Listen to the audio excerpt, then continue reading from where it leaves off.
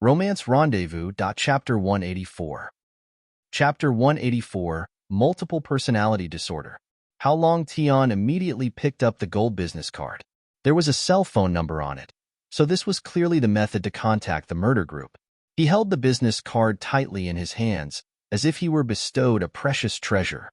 He immediately lifted his head and said, "Thank you, sir. Thank you." After saying half of his sentence, he found that the expert was already gone. He came without a shadow and left without a trace like a ghost. 10 minutes later, in a lone hidden villa in Acropolis, the man in black appeared again.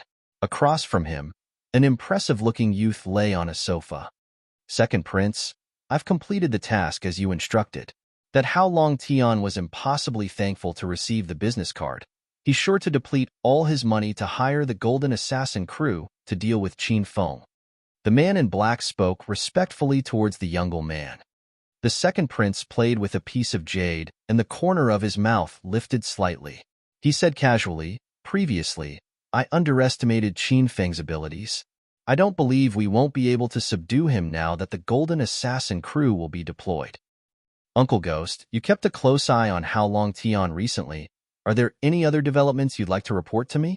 The Qin family is beginning to have suspicions about my identity. We need to quickly eliminate Qin Feng." The evil smile on the youth's face widened.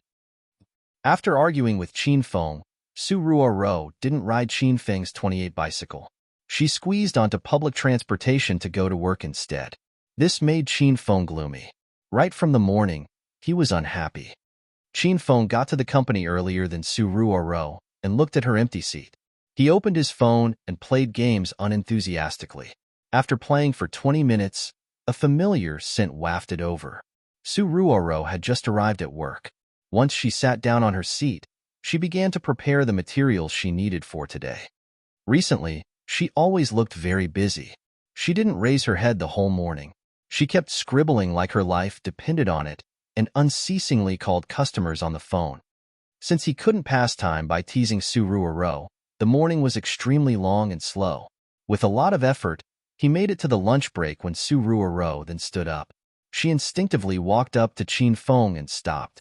She was about to call Qin Feng to eat together, but she had just opened her mouth when she looked as though she suddenly realized something. She immediately lowered her head and walked away with a bit of disappointment.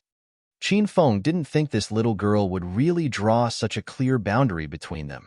A gloom arose in his heart. At this time, he just so happened to see Li Yuchun walk out of her office. Qin Feng immediately followed. He had almost forgotten the outwardly cold and inwardly passionate Li Yuchun. "Chun, let's go eat together." Due to last night's flirting, Qin Feng felt much closer to Li Yuchun. At this time, he called her by a nickname and pinched her raised bottom. Li Yuchun was so shocked that she almost shouted aloud. She looked at Qin Feng with a dark expression.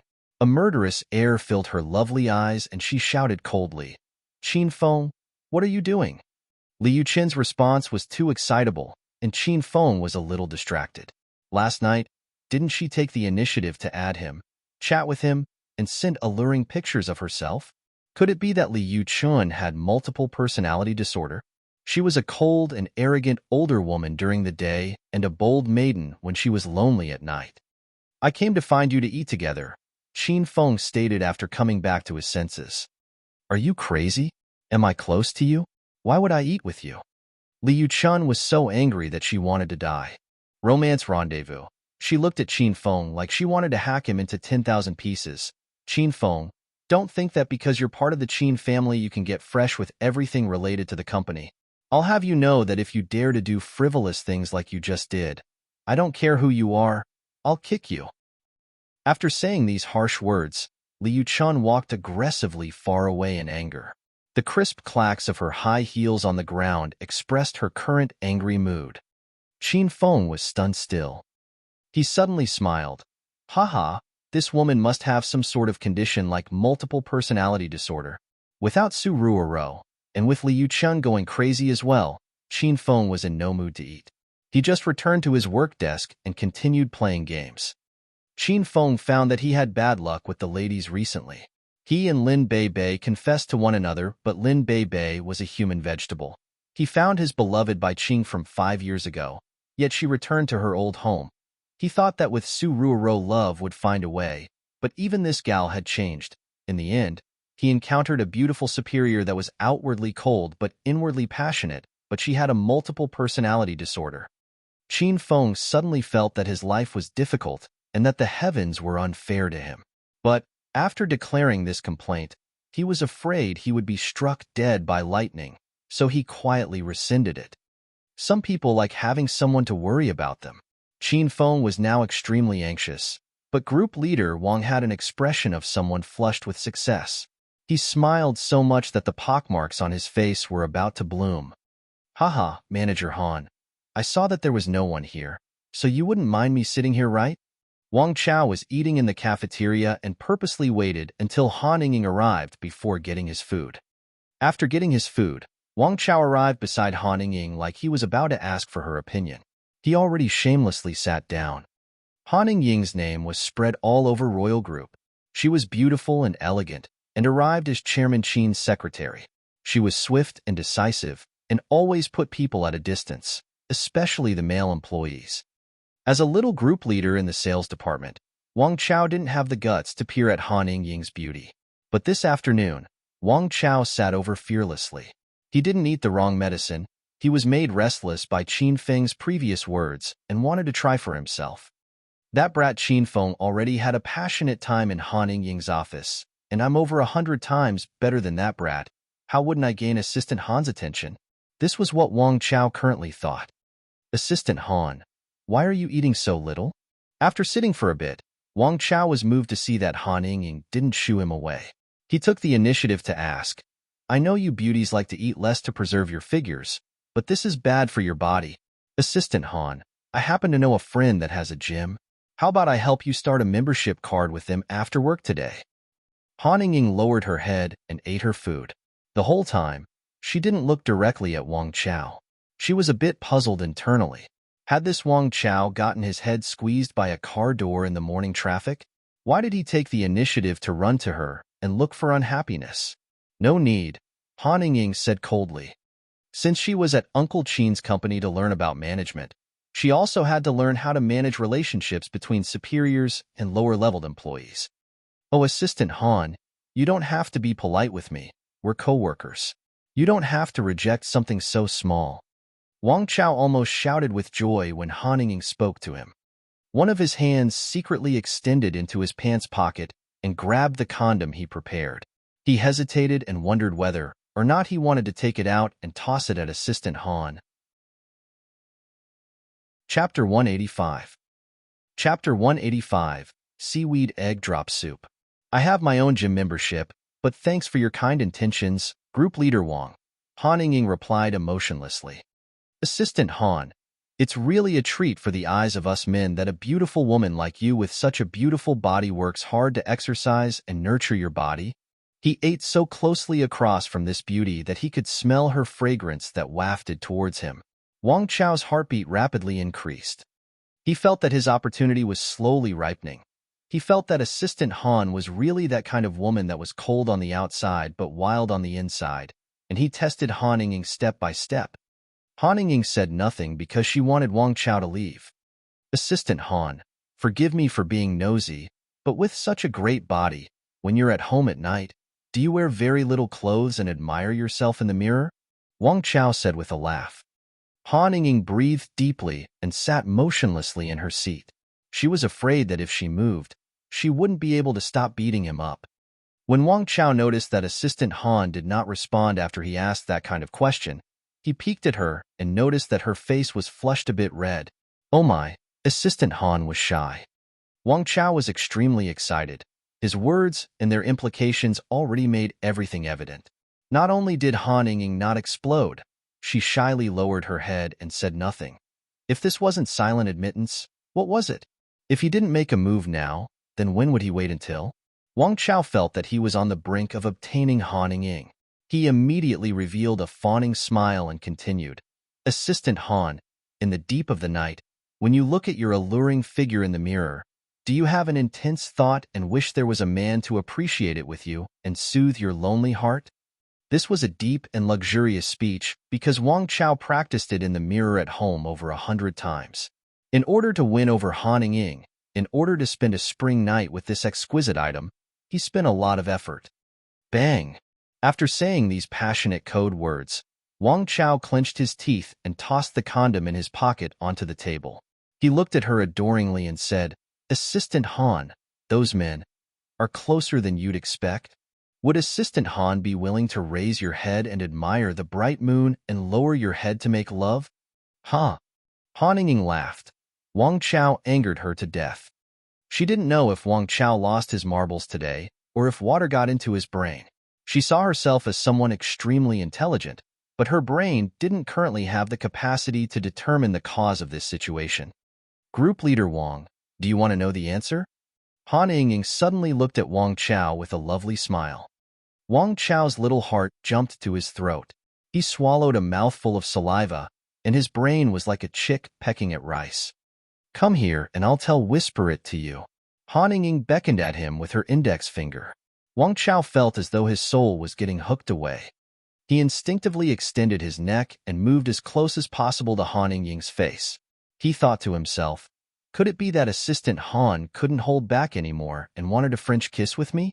Wang Chao felt unprepared and smiled bashfully. Crash! Suddenly, a still hot bowl of seaweed egg drop soup, including its metal bowl, knocked into Wang Chao's head.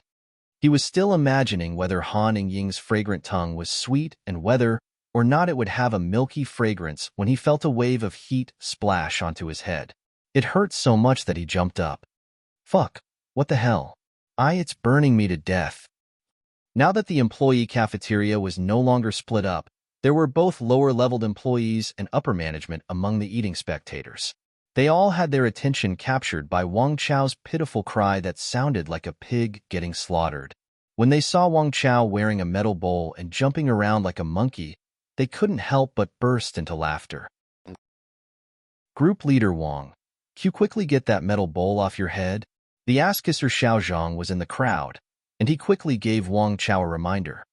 Only then did Wang Chao realize that Assistant Han tossed a soup bowl on his head. He quickly knocked the bowl off his head and found that this caused a larger amount of laughter to erupt. This was a bowl of seaweed egg drop soup, so after the metal bowl was removed, Wang Chao's head dangled with slivers of seaweed and egg, and soup dripped off his head as well. The image was too grotesque. It looked like someone vomited on his head. All of those that saw this scene lost their appetite. Pervert.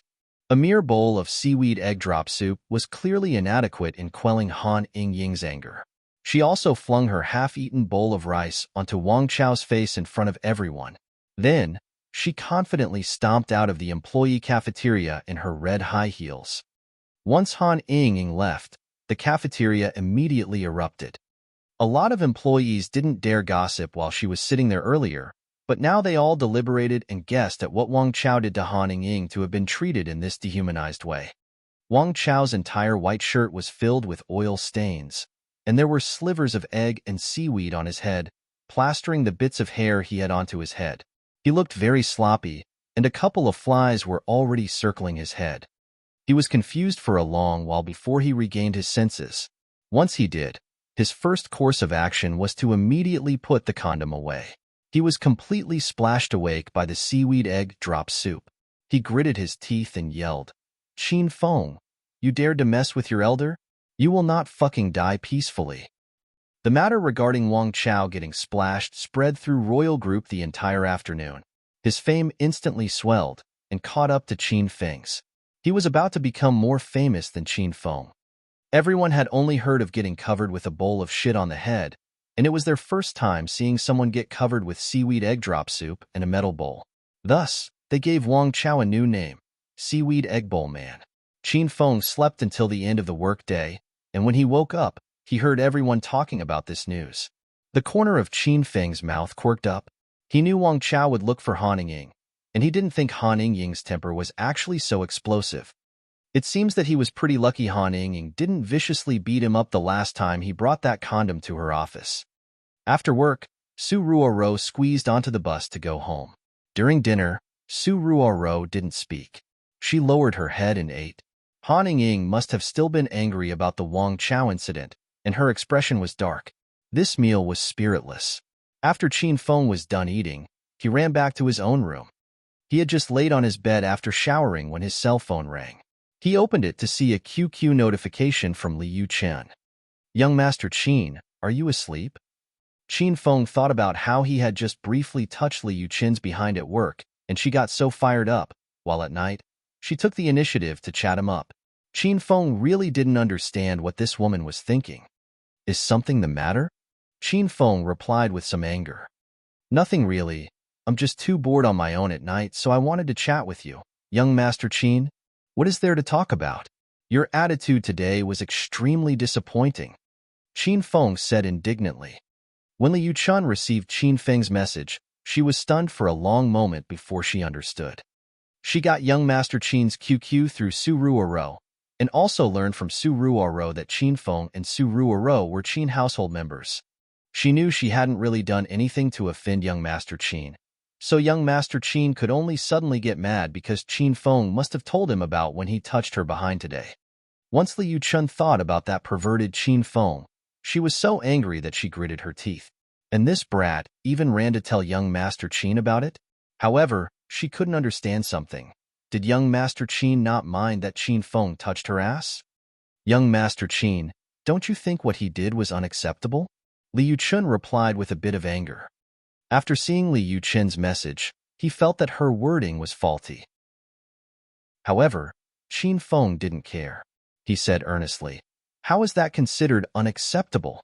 Didn't you say you always admired me and wanted to cut in line? Then you should support these actions and even take the initiative to cooperate with them. How could you say that this behavior is unacceptable? You really disappoint me." After seeing young Master Qin's message, Li Yuchen felt that her brain had run out of space. She couldn't guess what young Master Qin was thinking that he'd let someone else play with her. And he even encouraged her to take the initiative to seduce and play along with Qin Feng. She suddenly felt that young Master Qin was a bit abnormal, and a terrifying idea popped into her head. Young Master Qin was so dissolute and hedonistic, so he clearly wasn't lacking in women. Could it be that he had long gotten tired of playing one-on-one and wanted to have a threesome? Or did he want to play with her with another man? After thinking about it, Li Yuchen trembled. She currently could not accept such a disgusting thing. Originally, for her mother's sake, she put down her self-respect to seduce young Master Qin, but this was already Li Yuchen's limit. She couldn't accept having a complicated relationship with two men. "Young Master Qin, I don't know about that." A while later, Li Yuchen responded carefully. "What's wrong with that? You said yourself that you wanted to cut in line, and now that I've provided you the opportunity, you're using all sorts of excuses." Qin Feng was now certain that Li Yuchen must be so stressed out at work that she contracted a serious multiple personality disorder. Not only did she have completely different personalities during the day and night, her personality at night was also split even further into different categories. At one moment, she took the initiative to seduce him, and at another, she said this wasn't good. As a person, one should emphasize honesty. "You can't keep going back on your word," said Qin Feng. During the same time Qin Feng thought Li Yuchen had multiple personality disorder, Li Yuchen also thought young Master Qin had a couple of screws loose, and it wasn't a light case either. If her mother didn't keep forcing her to marry into a rich family, Li Yuchen would hide as far away as possible from this kind of insane and hedonistic young master. She hesitated for a long time before responding, "Young Master Qin, let me think about it. After all, this type of behavior is past the limit of my moral baseline." After seeing Li Yuchen's message, Qin Feng's mouth tweaked. It was just a pinch on the butt. Is it really that big of a deal? Last night, who was the one that sent seductive photos? Qin Feng directly turned off his phone and laid lethargically on his bed. After experiencing Su Ruoro's distance and Li Yuchen's three personalities, Qin Feng suddenly wondered if the world was ending. Chapter 186. Chapter 186, A Famous Celebrity. In the dead of the night, there was a dim yellow light shining out of a window on the third floor of the villa. Two beauties lay on a large red spring mattress double bed. The two of them wore thin silk custom-made nightdresses. The nightgowns were handmade, and were even more delicate and of a higher quality than a good number of people's formal clothes. One gown was dark blue with various flowers embroidered onto it. The other was a light purple with some ancient, auspicious items on it. It was extremely fitting and beautiful for these two long-legged beauties to wear these exquisitely made nightgowns. Their exposed fair and tender skin seemed as soft and smooth as a newborn's. Just by looking at it, one could smell a milky fragrance. Older sister Qing Shui, your nightgown is so pretty. I really like it. The exquisite flower designs were all embroidered with gold thread. The embroidery is fine, and the material is light and soft. I've never worn something so fitted and comfortable. It's like I'm not wearing anything at all. The beauty wearing dark blue laughed, and her vibrant eyes became crescent moons. Who knew how many fans she mesmerized to death with this smile alone? Dongfang Qing Shui, who wore the light purple nightgown, had a calm expression.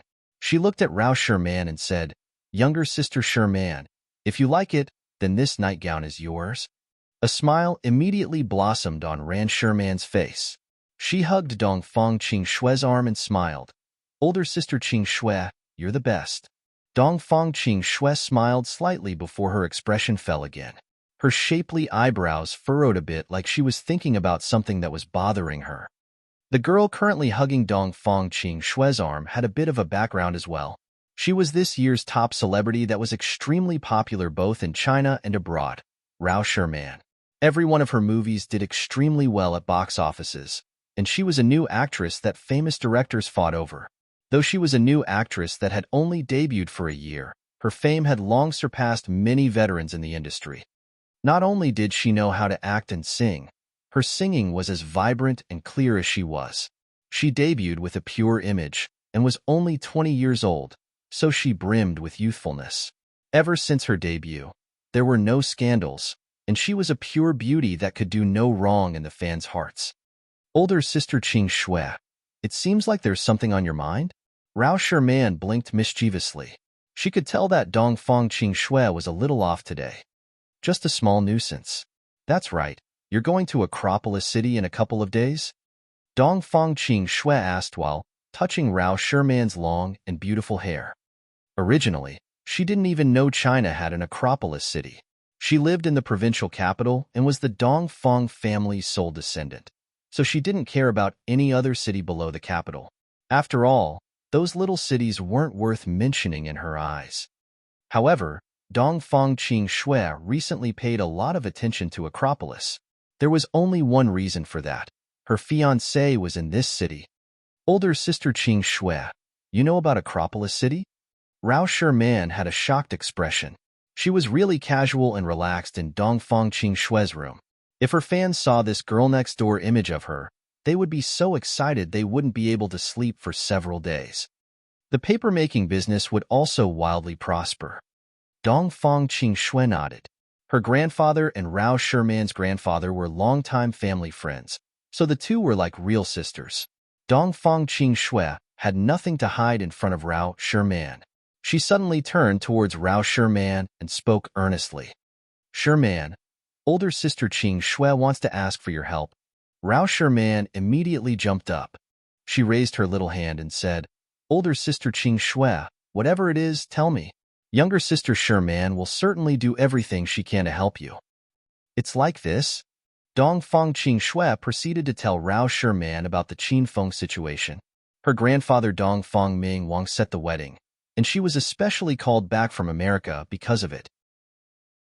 During this time in the capital, Dongfang Qing Shui researched information about Qin Feng and extremely hated this rich, dissolute, and hedonistic young master. She suggested many times to her grandfather to cancel this wedding, but no matter what she said, Dongfang Ming Wang wouldn't budge. When Dongfang Qing Shui heard that Rao Sherman was going to Acropolis City for the opening ceremony of an estate, and that she was staying there for a couple of days, Dongfang Qing Shui thought of a plan that could help successfully rid herself of this wedding. "Wow, older sister Qing Shui, you're someone's fiancé." After hearing Dongfang Qing Shui's story, Rao Sherman gaped and said with exaggeration, "If those rich young masters of the provincial capital heard this, they would jump off buildings. And those four hands of the provincial capital, if they knew about this, they would join hands and annihilate Acropolis City's Qin family." The four hands of the provincial capital that Rao Sherman mentioned were the four hedonistic young masters of the most prominent families in the capital. All of them had powerful backgrounds and power that could cover the sky. Each of them represented a hand, and with the four hands joined together, they could pretty much hold up the entire sky above the provincial capital. Even more people called them the four beasts of the provincial capital, because they always did things that not even beasts would do. Younger sister Sherman, that Qin Feng is also a hedonistic young master. You know that I hate those people that rely on their family's power. How could I marry him? Dong Feng looked earnestly at Rao Sherman and said, "That's why I want to ask you to help me do something this time to cancel the wedding." Rao Sherman and Dong Feng Qing Shui were really close. When Rao Sherman saw that her older sister was troubled, she immediately expressed her support. "Older sister Qing Shui, tell me, what should I do?" "Little sister Sherman, I'm afraid I'll have to trouble you this time." Dong Feng Qing Shui looked at Rao Sherman with a bit of regret and said, "After going to Acropolis City, find Qin Feng and seduce him. Then, record him trying to violate you. Your older sister will then take the footage and show Grandpa. Grandpa would definitely fly into a rage. At that time, I won't need to open my mouth, and he'll take the initiative to cancel the wedding." Rao Sherman was quiet. This matter really was difficult for her. She was a famous celebrity that had a pure image. How could she take the initiative to seduce a hedonistic young master? If the paparazzi captured this, the results would be unthinkable. And maybe before getting some useful footage, she'd be violated by that horrible Qin Feng. That would be even worse. After Dong Feng Qing Shui was done speaking, she shook her head and hugged Rao Sherman lightly. She said gently, No, younger sister Sherman. Pretend your older sister didn't say anything. How could I let you do something like that? I've just been too annoyed by this wedding that I lost my senses." Rao Sherman said nothing. She could feel the concern and love Dong Feng Qing Shui felt towards her. When she had just debuted, a lot of older princes in the provincial capital wanted to spend lots of money to buy her first night. When Dong Feng Qing Shui found out about this, she used the Dong Feng family's power to eradicate these men's families. There was a pretty large effect to this situation, and in the end, everyone in the capital knew Rao Sherman was protected by the Dong Feng family, so no one dared to have any crooked thoughts about her again. She always treated Dong Feng Qing Shui like her real older sister. She knew that her older sister had extremely high standards, and marrying her to an idle hedonistic young master was the equivalent of killing her. Rao Sherman said nothing, but this didn't mean she didn't have her own thoughts. She already decided that she'd meet that hedonistic young master when she went to Acropolis and find a way to get some footage that benefited older sister Qing Shui to get rid of her marriage problem. Chapter 187. Chapter 187. Let's all give a warm welcome. Qin Feng had a bad couple of days, and he was extremely bored at work. Su Ruoro was independent as ever and kept at a cold distance from Qin Feng. Liu Chun said she had to think about it, and 3 days had passed. Yet there was no answer. Now, once she saw Qin Feng in the company, she acted like a mouse who saw a cat. If she could hide, she did. Qin Feng felt really depressed. He hadn't done anything, so how did things come to this? After getting off work, he rode his low-key 28 bicycle alone and prepared to rush back to the Qin Manor when his cell phone suddenly rang. When he saw the unfamiliar number on the screen, Qin Feng answered it coldly. "Who is it?" "You're Qin Feng, right?" An uncertain voice passed through the phone.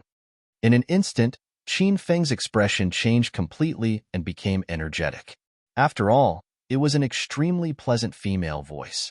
From young Master Qin's years of experience picking up girls, he could tell from this pleasant voice alone that the person on the other line was a beautiful woman. "I am Qin Feng. Qin Feng, do you still remember me? I'm Lu Wenjing." After confirming his identity, the voice became happy.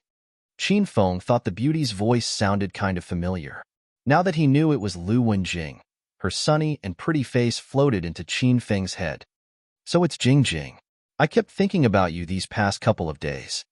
Qin Feng hadn't even recognized Lu Wenjing's voice earlier, and now he was smiling shamelessly. "Darling, if you're thinking of me, then come look for me."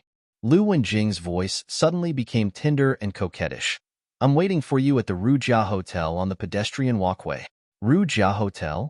After ending the call, Qin Feng smiled evilly. He was slightly embarrassed that Lu Wenjing was so forward. It was rush hour after everyone got off work. Qin Feng rode his 28 bicycle through the extremely busy streets, yet his speed never decreased. He was like a gust of wind. With a blow, he arrived at the Rujia Hotel across from the Northern District walkway. Qin Feng, here. He had just stopped his bicycle when he heard Lu Wenjing's clear voice. She stood at the entrance of the Rujia Hotel and waved him over. Qin Feng pushed his bicycle to the side and greeted her with a smile. Jing, why are you suddenly in the mood to get a room with me? Once he walked up, Qin Feng held Lu Wenjing's shoulder. Lu Wenjing instinctively moved away, but she quickly calmed down and took the initiative to take Qin Feng's arm. She said a bit shyly, "Dearest, let's go up first. I've already gotten a room, and I'm just waiting for you." Okay. Let's go up first. Qin Feng was liking Lu Wenjing more and more. He looked at her, then thought of General Manager Li. When could General Manager Li come to the same awareness as Lu Wenjing? If so, she would be promoted to higher management in the company. When he thought of Li Yuchun, Qin Feng shook his head in disappointment. He sighed internally. Li Yuchun isn't considering progressing. The two of them were intimate the whole way and arrived at the 11th floor. Under Lu Wenjing's lead, they arrived at room 1102. Lu Wenjing's slender and beautiful hand lightly swiped the room key and the door opened. Qin Feng almost couldn't suppress himself and was about to carry Lu Wenjing onto the bed. He had just squatted down when his whole body froze. He saw a large, scattered group of men sitting on the two beds in the room. All of these men were strange shapes and sizes, with various hair types such as green hair, yellow hair, and afros. They wore tank tops and baggy pants. A conservative guess was that there were over 10 men. They all turned towards the door. Their gazes first fell on Qin Feng, and they sized him up with a disdainful and dissatisfied expression. Then, they pinned their gazes onto Lu Wenjing's body in unison, looking as though they wanted to pull out their eyes and stick them on Lu Wenjing's chest. Their gazes glowed green. They were clearly a pack of big perverts. Qin Feng stood and looked at Lu Wenjing with seriousness and anger. "What are you doing? You brought me here to play with so many people?" "Lu Wenjing, I must say, I have limits." Qin Feng stared at Lu Wenjing indignantly. He was so angry that his hair was about to stand on its end. Lu Wenjing knew that Qin Feng misunderstood because she didn't clarify the situation with him. She was just about to explain it all to Qin Feng when he fiercely interrupted her. "If we really are going to play, this young master has to go first," Qin Feng added without rejecting. Lu Wenjing's mouth chewed, and she had the urge to slap Qin Feng to death. She didn't continue talking nonsense with Qin Feng and pulled him into the room. She smiled at the audience in the room and began the introductions. "Brothers, this is Qin Feng, the one I told you all about a couple of days ago. He is extremely skilled, so I believe that adding him to our one group will double our power and raise it up a level. Come, brothers, let's welcome Qin Feng's arrival with a round of applause." Clap, clap, clap. The audience clapped, but the applause was sparse. These large men leaned on the bed with a careless expression and looked unwelcomingly at Qin Feng. Their collective applause was softer than Lu Wenjing's. Qin Feng was stunned. He wondered if Lu Wenjing pulled him into a cult. He was just about to ask Lu Wenjing about the current situation when her cell phone rang. "Hey, yes, older brother Biao. Okay, I'll go get you. I got the room. You can just come up with me." After hanging up, Lu Wenjing looked apologetically at the audience, waved, and ran out of the room. "Everyone, wait. Another new member has joined the one group." Lu Wenjing had left for a good while, but Qin Feng hadn't come to his senses. He once again experienced how shitty his romantic luck was. It was fine that he couldn't pick up any beauties, and also fine if no beauties presented themselves at his doorstep, but now he was getting played by the beauty. Qin Feng was really mad. He already pulled out his phone in preparation of calling the cops and looking for Lu Bingbing to arrest these hooligans. "Brother, don't stand around like a dummy. Sit on this side." He hadn't pressed all the necessary numbers on the phone when a youth with dyed purple hair looked at Qin Feng in contemplation. He stuffed peanuts into his mouth and spoke at the same time. We all have numbers. You're the 15th to join, so you're number 15. Even if you stand there, we still won't let you go first. Qin Feng hesitated before sitting next to the man with the purple afro. He asked a bit suspiciously, "What order? Does it mean anything?" Purple Afro looked at Qin Feng disdainfully and shook his head with a smile. "I say, brother, since you're already here, what is there to pretend about? After all, we all came with the same intent, so there's no need to hide it. Just be at ease and wait. The 15th person will be you." Qin Feng still didn't understand. He took the initiative to ask, "Is this the one group space?" Purple Afro nodded. "Are you all members of the one group?" Purple Afro nodded again. "Is that woman at first one group's boss lady? Does the one group have a large mission tonight? Are we going to annihilate the phone group?" Qin Feng asked a string of questions. Purple Afro was too lazy to nod. He looked despicably at Qin Feng and said, "I say, brother, how long are you going to pretend? It's not a lie that we're one group members, and it's also correct that we invited everyone here tonight because the one group is going to make a big move. However, everyone is using the one group's name and came because they've taken a liking to that gal Lu Wenjing. Do you think your elders are stupid? There aren't even 20 people in our group, and we're going to pick a fight with the phone group? Do you know who the bosses of the phone group are? They're long hair, wolf tattoo, and baldy, priorly vicious members of the Wild Wolf Gang. Though they just built up a new power, the phone group has the ability to easily call up hundreds of people. To fight the phone group, haha, that little girl is dumb. How could us elders be dumb with her? These elders have a goal tonight. When everyone gets here, we're going to close the door and do this girl together according to the order of arrival. Each person only gets one turn, and after finishing, each person will return to their own homes." After saying all this, Purple Afro tossed a peanut into his mouth and glanced despicably at Qin Feng. Then, he stopped caring about Qin Feng. Qin Feng didn't know what to say. If he didn't have Lu Wenjing's quest, he would certainly have left. He looked at the room full of large men. Some were smoking and some were picking at their feet. Smoke and stinky foot odor wafted through the room.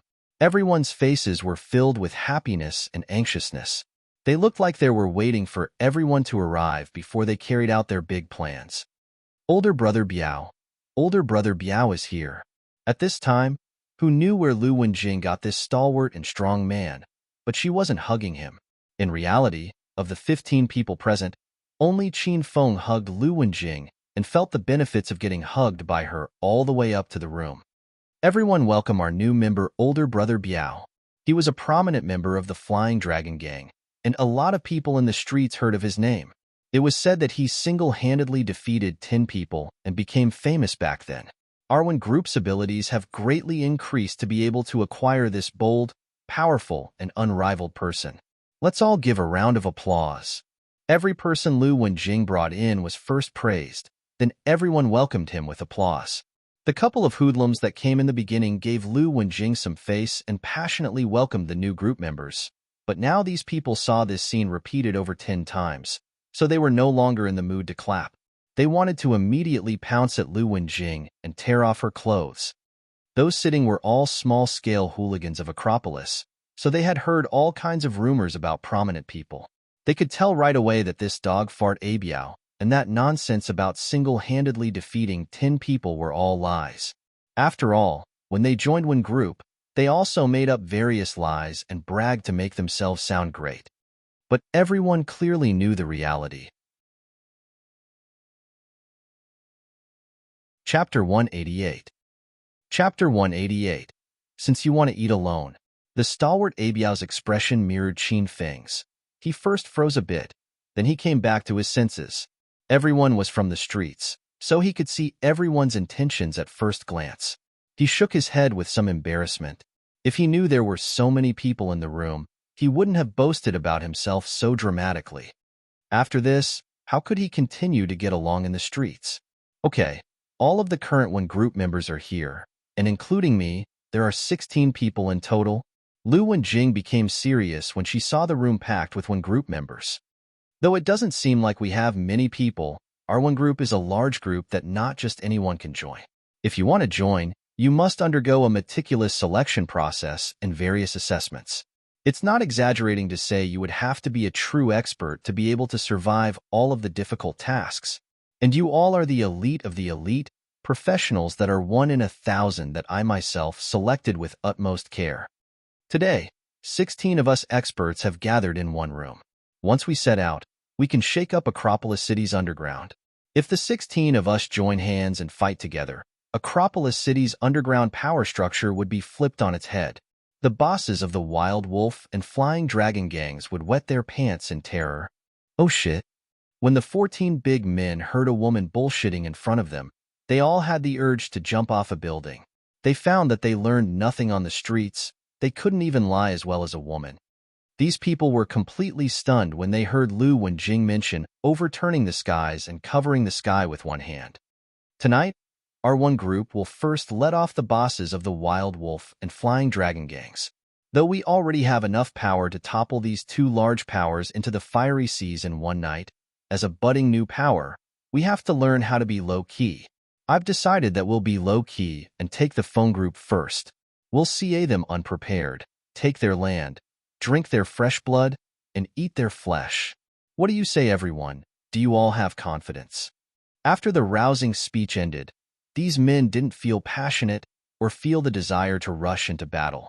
Instead, they only wanted to grab something to block their ears.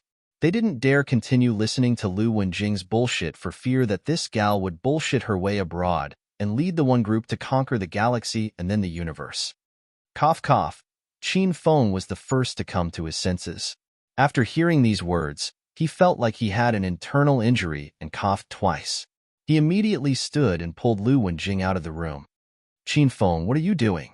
I roused everyone's spirits and I'm going to bring them to chop people. Let me get back.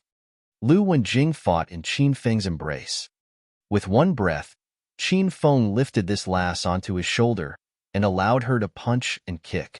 He carried Lu Wenjing into the public male restroom in the hallway and sat her on the windowsill. Qin Feng, why did you bring me to the men's restroom? Lu Wenjing looked around her and screamed in fright. She used her strength to punch Qin Feng's chest. Let me out. What do you want to do to me? Qin Feng held Lu Wenjing down with one hand and prevented her from leaving. He used his other hand to pull out his cell phone to make a call. The call was quickly answered. Young Master Qin, what is your command? Longhair's reverent voice passed through the phone. What movements have been made lately? Qin Feng got straight to the point. Young Master Qin, last time you said the phone group had to expand its power and take over the entire territory surrounding the pedestrian walkway. So there haven't been any other movements recently, Longhair said while trembling with fear. He couldn't figure out why young Master Qin was suddenly calling. Then has the Wild Wolf Gang made any moves? The Wild Wolf Gang has also been expanding its power. Since us three brothers took their land to build our influence, that brat Wang Chong dispatched a group of people near the pedestrian walkway. These past couple of days, they've been keeping tabs on our phone group, so I'm afraid they want to make a move on us. Longhair was talking about the current boss of the Wild Wolf Gang. How many are in this group of people? Qin Feng's eyes turned, and he had a good idea. Over 100 people. And we've occupied 1/3 of the current Wild Wolf Gang's strongholds. It seems that brat Wang Chong is getting anxious after getting beaten and wants to take revenge on us three brothers. This time, I'm afraid there's going to be a nasty battle. Longhair said it like it was. All right, gather up the entire phone group and await my orders. Tonight we're going to eliminate this power. Qin Feng said all this indifferently and hung up. Lu Wenjing stopped struggling and allowed Qin Feng to hug her small and full waist. She looked happily at Qin Feng. Qin Feng, have you found people to help? They have a lot of people, right? Right? Qin Feng really wanted to say, you dummy, you're about to be raped by over 10 men and you're still having silly dreams. However, once he thought about his quest regarding Lu Wenjing, Qin Feng smiled slightly and nodded. Dearest, it's our one group's first time making a move. We must win and cannot lose, so of course I called for some people. I need to ensure your safety. Lu Wenjing was so moved that she danced for joy. Then, she suddenly hugged Qin Feng's neck and kissed his face. After kissing him, she realized what she had done and shyly lowered her head. Bang! At this time, the door to the men's restroom was slammed open and 13 large men flocked in. Their gazes fell on Qin Feng, and they glared fiercely at him like they wanted to skin him alive. Your elder fucking knew that you'd be fucking ungenerous and hide here to have a meal by yourself. Brothers, how about we kill this brat together? That man with the purple afro stood out and glared viciously at Qin Feng. He knew right from the beginning that Qin Feng was no good. Once he got into the room, he played dumb the whole time, and now he even took Lu Wenjing into the men's restroom to play with her on his own. Did fucking loyalty exist anymore? Attack and kill this brat? Stinking brat, you want to cut in line? Your elder is number one tonight. See if I can't kill you. These 13 men didn't know one another, but came together. They all looked fiercely at Qin Feng and walked over to him. When Lu Wenjing saw this, she immediately pushed Qin Feng out of the way and rushed before the audience. Don't freak out, everyone. Quiet down and listen to my explanation. We are all brothers of the one group. We have a deep friendship, so we share joys and bear sorrows together. We can't fight amongst ourselves. Qin Feng didn't bring me to the bathroom to do what you're thinking of. He had just called his brother, and those brothers are going to help us take care of the Feng group, so we should be thanking Qin Feng. After Lu Wenjing's explanation, the audience became even angrier. Fuck, forget it if you want to eat on your own, but to bring your brothers to eat together? You're worse than a beast, brat. Purple Afro couldn't take it anymore. He brandished his fists and headed towards Qin Feng. Qin Feng stood where he was perfectly straight and relaxed, and his expression was as calm as water. He waited for his opponent's fist to almost hit the tip of his nose when he suddenly lifted a foot and kicked the man in the stomach. With a bang, Purple Afro flew like he was sitting on a rocket. In the next second, he hit the door to the men's restroom and fell onto the ground again. He was in so much pain that he couldn't stand. The remaining 12 people who were about to rush forward immediately halted. They looked at one another and didn't even dare fart. These people lived aimlessly in society, and fighting was commonplace to them. Thus, it was precisely because they often fought that they knew how to judge people's fighting skills. Though Qin Feng only kicked once and did a move so simple that he didn't need to use his arms, the brat with the afro couldn't even stand back up. They had just seen a glacé of Qin Feng's abilities, and he clearly possessed the skills of a crazy person that these hooligans could not provoke. I said not to cause any internal strife. Qin Feng has amazing skills. He's truly an expert among experts. Now that he's here tonight, our first war will be loud and clear. Lu Wenjing saw that the atmosphere had become stiff, so she immediately stood out to warm it up. She stood before the audience and shouted with a heroic and lofty wave of her hand. All right, since all of the one group members have gathered, let's go take care of the Feng group right now. I've decided that we will win by a landslide and take the Feng group's Fei Tian bar. Then, we'll celebrate our victory in the bar and get drunk. No one applauded, and no one agreed. After seeing how powerful Qin Feng was, they all planned to run away. They originally wanted to come to the one group to pick up a little girl, but now there was someone that wanted to dominate Lu Wenjing on their own.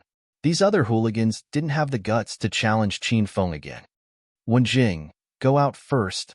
I have something to say to these brothers. Qin Feng knew what these people intended to do, so he looked coldly at Lu Wenjing. When Lu Wenjing saw Qin Feng's severe gaze, she felt intimidated and was slightly unwilling to comply, but she still obediently walked out of the male restroom. After all, it wasn't somewhere she should be in the first place. He waited for Lu Wenjing to leave and walked in front of the audience. His cold expression suddenly changed and he laughed vulgarly. Haha, I'm sorry, brothers. I have indeed planned to eat on my own. Too bad I came late, so I'm number 15. I can't wait for so long, so I'm preparing to take the first shot. Does anyone have anything to say about it? Without waiting for the hooligans to respond, Qin Feng continued, but everyone is just getting along in the streets, and I won't make the situation difficult. Tonight I'll cut in line. Let me go first, and after I'm done, you guys can follow the original order and play with this silly chick and I won't care. Just a second ago, they had fearful expressions like they were facing a large enemy. In the next second, they let out the breath they were holding, and a smile more vulgar than Qin Feng's appeared on their faces. Chapter 189. Chapter 189. Acting skills are necessary to get along. I say, brother, you should have told us about such a big thing earlier. Since you want to take the lead, then you can go first tonight. I'm fine with it. You go first, you go first. This is a small matter. It's not a big deal. All right, then you go first. However, the rest of us agreed that we're going by the original order, and no one can cut. Okay, then it's happily decided. For those who drift in society, who can avoid getting cut? And if you get cut, you can only blame yourself for not being skilled enough. At this time, Qin Feng deeply experienced the true meaning of this phrase, and only understood now that this skill refers to acting skills. A qualified hooligan must first begin acting. If they didn't have good enough acting skills to make fiction and reality almost indistinguishable, they would not be able to get along in the streets. One would be too embarrassed to say they got along in the streets if they hadn't done a couple of performances. Haha, since everyone agrees, then we'll write off what happened at first. We're all still good brothers, am I right? These hooligans changed their expressions too quickly, and Qin Feng had trouble getting used to it. Good brothers, it's fate that we use the same motives to join the one group.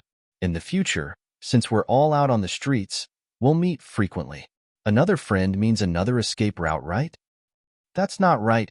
Women are like clothes, and brothers share a deep friendship. How can we ruin the friendship between us because of a set of flowery clothes? We're fucking in the streets to make a living, and we value comradeship. Brother, we also did the wrong thing at first and misunderstood you. Now, that misunderstanding is resolved, and in the future, we will share joys and bear sorrows together. Cough, cough. Qin Feng immediately coughed twice and interrupted the audience. He was afraid that if he let these people continue acting, they would start to go through with the process of becoming sworn brothers. Since we're all brothers, then I must remind you that we can't just force ourselves onto that silly girl in this hotel. After saying this, the audience's elated expressions faded. They looked at Qin Feng with some dissatisfaction, but they were apprehensive of Qin Feng's abilities, so they didn't dare say anything in opposition. Haha, don't misunderstand. Qin Feng waved his hand. I'm just doing this for everyone's benefit. Think about it, this is Ru Jia Hotel, a countrywide chain hotel. Who knows how many cameras there are here? If you all take turns on Lu Wenjing in the room, and this girl calls the cops, none of you will escape. They'll pull up the surveillance to find your faces and arrest you. Their faces all changed from dissatisfied to afraid. They saw the truth after hearing Qin Feng's words, and were glad this didn't happen. Who knew how many years they'd be imprisoned for if over 10 men raped one woman? Brother, you're completely right. Good thing you reminded us in time. Or we would have been arrested at night. Right? Right? We're not going to play in the hotel. We have to think of a way to trick the silly girl out of it and find a hidden place to make our move. You all keep thinking that Lu Wenjing is a silly girl, but I've found that she isn't dumb. Qin Feng saw that he changed their minds and continued. Think about it. Why did she meet us in a hotel? Why didn't she say anything beforehand and pretend she was getting a room? If you don't believe me, think about it. Wasn't that the case? The audience began to ask around. After doing so, they realized that they were called to the hotel one by one, and no one knew anyone else would be there. Once they heard that they were meeting at a hotel, they thought they were getting a room. In the end, they found that there was a fucking room full of men. Fuck, this stinking woman dared to trick us? I understand now. This woman knew right from the beginning that we had errant intentions, so she intentionally set the meeting at Ru Jia Hotel. Her motive was simple, to use her beauty to trick us into helping her fight the phone group. She even originally said to me that if we defeat the phone group, she'd buy mine at night.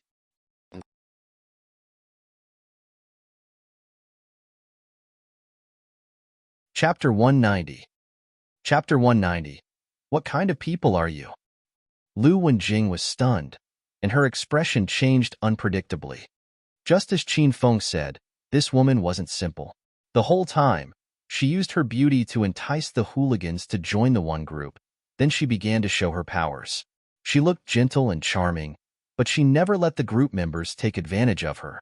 Of course, Qin Feng was an exception. Lu Wenjing had her own goals and ideas. She was absolutely not as foolish and simple as she looked. She could tell what these members' intentions were right from the beginning, but she still worked hard to think of a way to get these people help her defeat the phone group.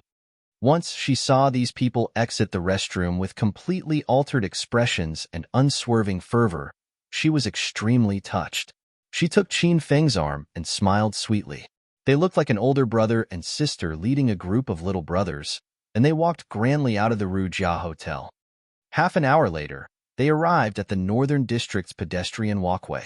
This procession was too large, and quite a few people stared at them along the way. We won't talk about how the 13 hooligans looked green, but Qin Feng's face darkened. I say, Lu Wenjing, you're the one group's boss lady. This is our first battle, and even if you don't have a car, couldn't you have rented 3 vans? And even if you didn't have money to rent a van, couldn't you invite the people we're going to fight to come to where we are? Look at these brothers. Their passion and vigor ran out during the way over. How could they kill people? Lu Wenjing looked wronged, stuck her body close to Qin Feng's embrace, and whispered into his ear, Qin Feng, I only have 20 yuan in my pocket. It's not enough to call a cab. Why don't you lend me some? Qin Feng's mouth chewed. The pedestrian walkway isn't far. Let's walk a bit faster and we'll be there soon. After speaking, Qin Feng covertly stuck his hand into his pocket and texted Long Hair. Soon, a phone call arrived. Young Master Qin, we're all ready. This time, we plan to fight the Wild Wolf Gang at the plaza on the north side of the pedestrian walkway. Over 100 of their people have arrived, and our people are currently going to take their empty nest and the plaza's road across from the pedestrian walkway. Qin Feng nodded.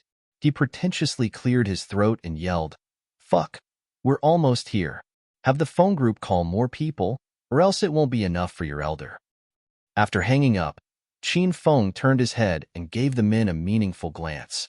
Then, he said, Brothers, the phone group members are already here. Let's head over. Is everyone confident? Yes, they yelled in unison. Qin Feng and these 13 hooligans were acting, while Long Hair acted out another show. He had Long Hair plan a fight with the Wild Wolf Gang and trick their members on the pedestrian walkway into the plaza. At this time, Long Hair would bring the phone group to eliminate their empty nest on the plaza road, and Qin Feng would take his group to the plaza to face the Wild Wolf Gang. He planned to have these 13 idiots fight a large battle with over 100 of them. Since these hooligans liked acting so much, Qin Feng would give them a play within a play. Quickly, Qin Feng led these people to the plaza on top of the pedestrian walkway. It was already dark, and the plaza was considerably remote, so there wasn't really anyone coming or going. But they were currently gathered and densely packed into a large black shadow. When Lu Wenjing and the 13 hooligans saw it, they were stunned. Suddenly, a hooligan arrived beside Qin Feng. He pulled him to the side and said with a smile, Brother, isn't your show too real? What street do you hang around? You must be someone important that you were able to call out so many brothers to pretend to be bad guys with just one phone call. In a bit, are we going to really go all out? Or are we going to pretend to hit them a bit? Beat them to death. Qin Feng smiled. That way, the silly lass won't detect anything fishy.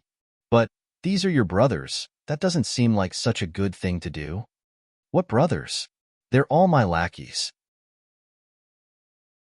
They'll only be happy if you all fought viciously because they could take credit in front of me when they get back, Qin Feng said calmly. I understand. I'll quietly notify the brother. These hooligans ran back to the rest of the group to pass along the order. He could tell that Qin Feng was a big shot. Not only did he have skills, he also had lots of brothers. Hi, what are you here for? This land is ours, so go somewhere else if you have no business here. An angry rebuke passed over from the Wild Wolf Gang. A bald man with a scar stepped out and glared coldly at Qin Feng. This baldy was the one who brought his team to fight with the phone group. He clearly didn't treat Qin Feng's group as phone group members. The phone group was trash, but there was no way they'd only bring around 10 people. Qin Feng ignored Baldy. He smiled and walked toward him, and the 13 hooligans behind him confidently puffed up their chests and followed. Soon both sides were a meter away from one another. Fuck. Are you looking for trouble, brat? Your elder told you to fuck off. Are you fucking deaf? Baldy's eyebrows raised, and his expression became sinister. Fuck, how are you talking to our boss? You fucking want to die. This time, Qin Feng didn't have to open his mouth, and someone stepped out behind him. It wasn't just one person that stood out, a whole group did. Damn, Baldy, you think your elder can't tell you tattooed that scar on your face? Your elder fucking gets around on the streets as well. If you dare to shriek at our big brother, I'll kill you with one hand. Damn, you think you're so great because you have a lot of people? You're acting like your elder hasn't seen the world. Do you know who your elder is? Ask about Big Brother Biao on the streets.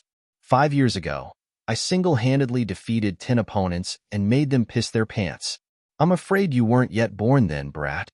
Now you have the guts to behave rudely in front of your senior? I'm going to laugh my front teeth out. Biao stepped out as well. When he saw this scene, Baldy's imposing manner immediately weakened. He shook his head and was thinking about who older brother Biao was. Lu Wenjing was so moved that tears sprang from her eyes. She just knew that everyone group member was a hidden expert. They didn't take action, but when they did, the results would be earth-trembling. Originally, when she saw that their opponent had over 100 people, Lu Wenjing was a bit afraid. Now, she was not even a little afraid. She took Qin Feng's arm and yelled and pointed at the Baldy. Damn, Baldy, how dare you yell at my man? I'll chop you to death. Who are you people, really? Baldy hated when people called him Damn Baldy, so he was furious. He asked his question while glaring viciously at everyone. I never conceal my identity. I'm a one-group person. These are one group's heroes. Lu Wenjing puffed up her chest and patted it with the heroic passion and demeanor of a female heroine. However, none of the people paid attention to her imposing manner. All of the attention fell on her full chest.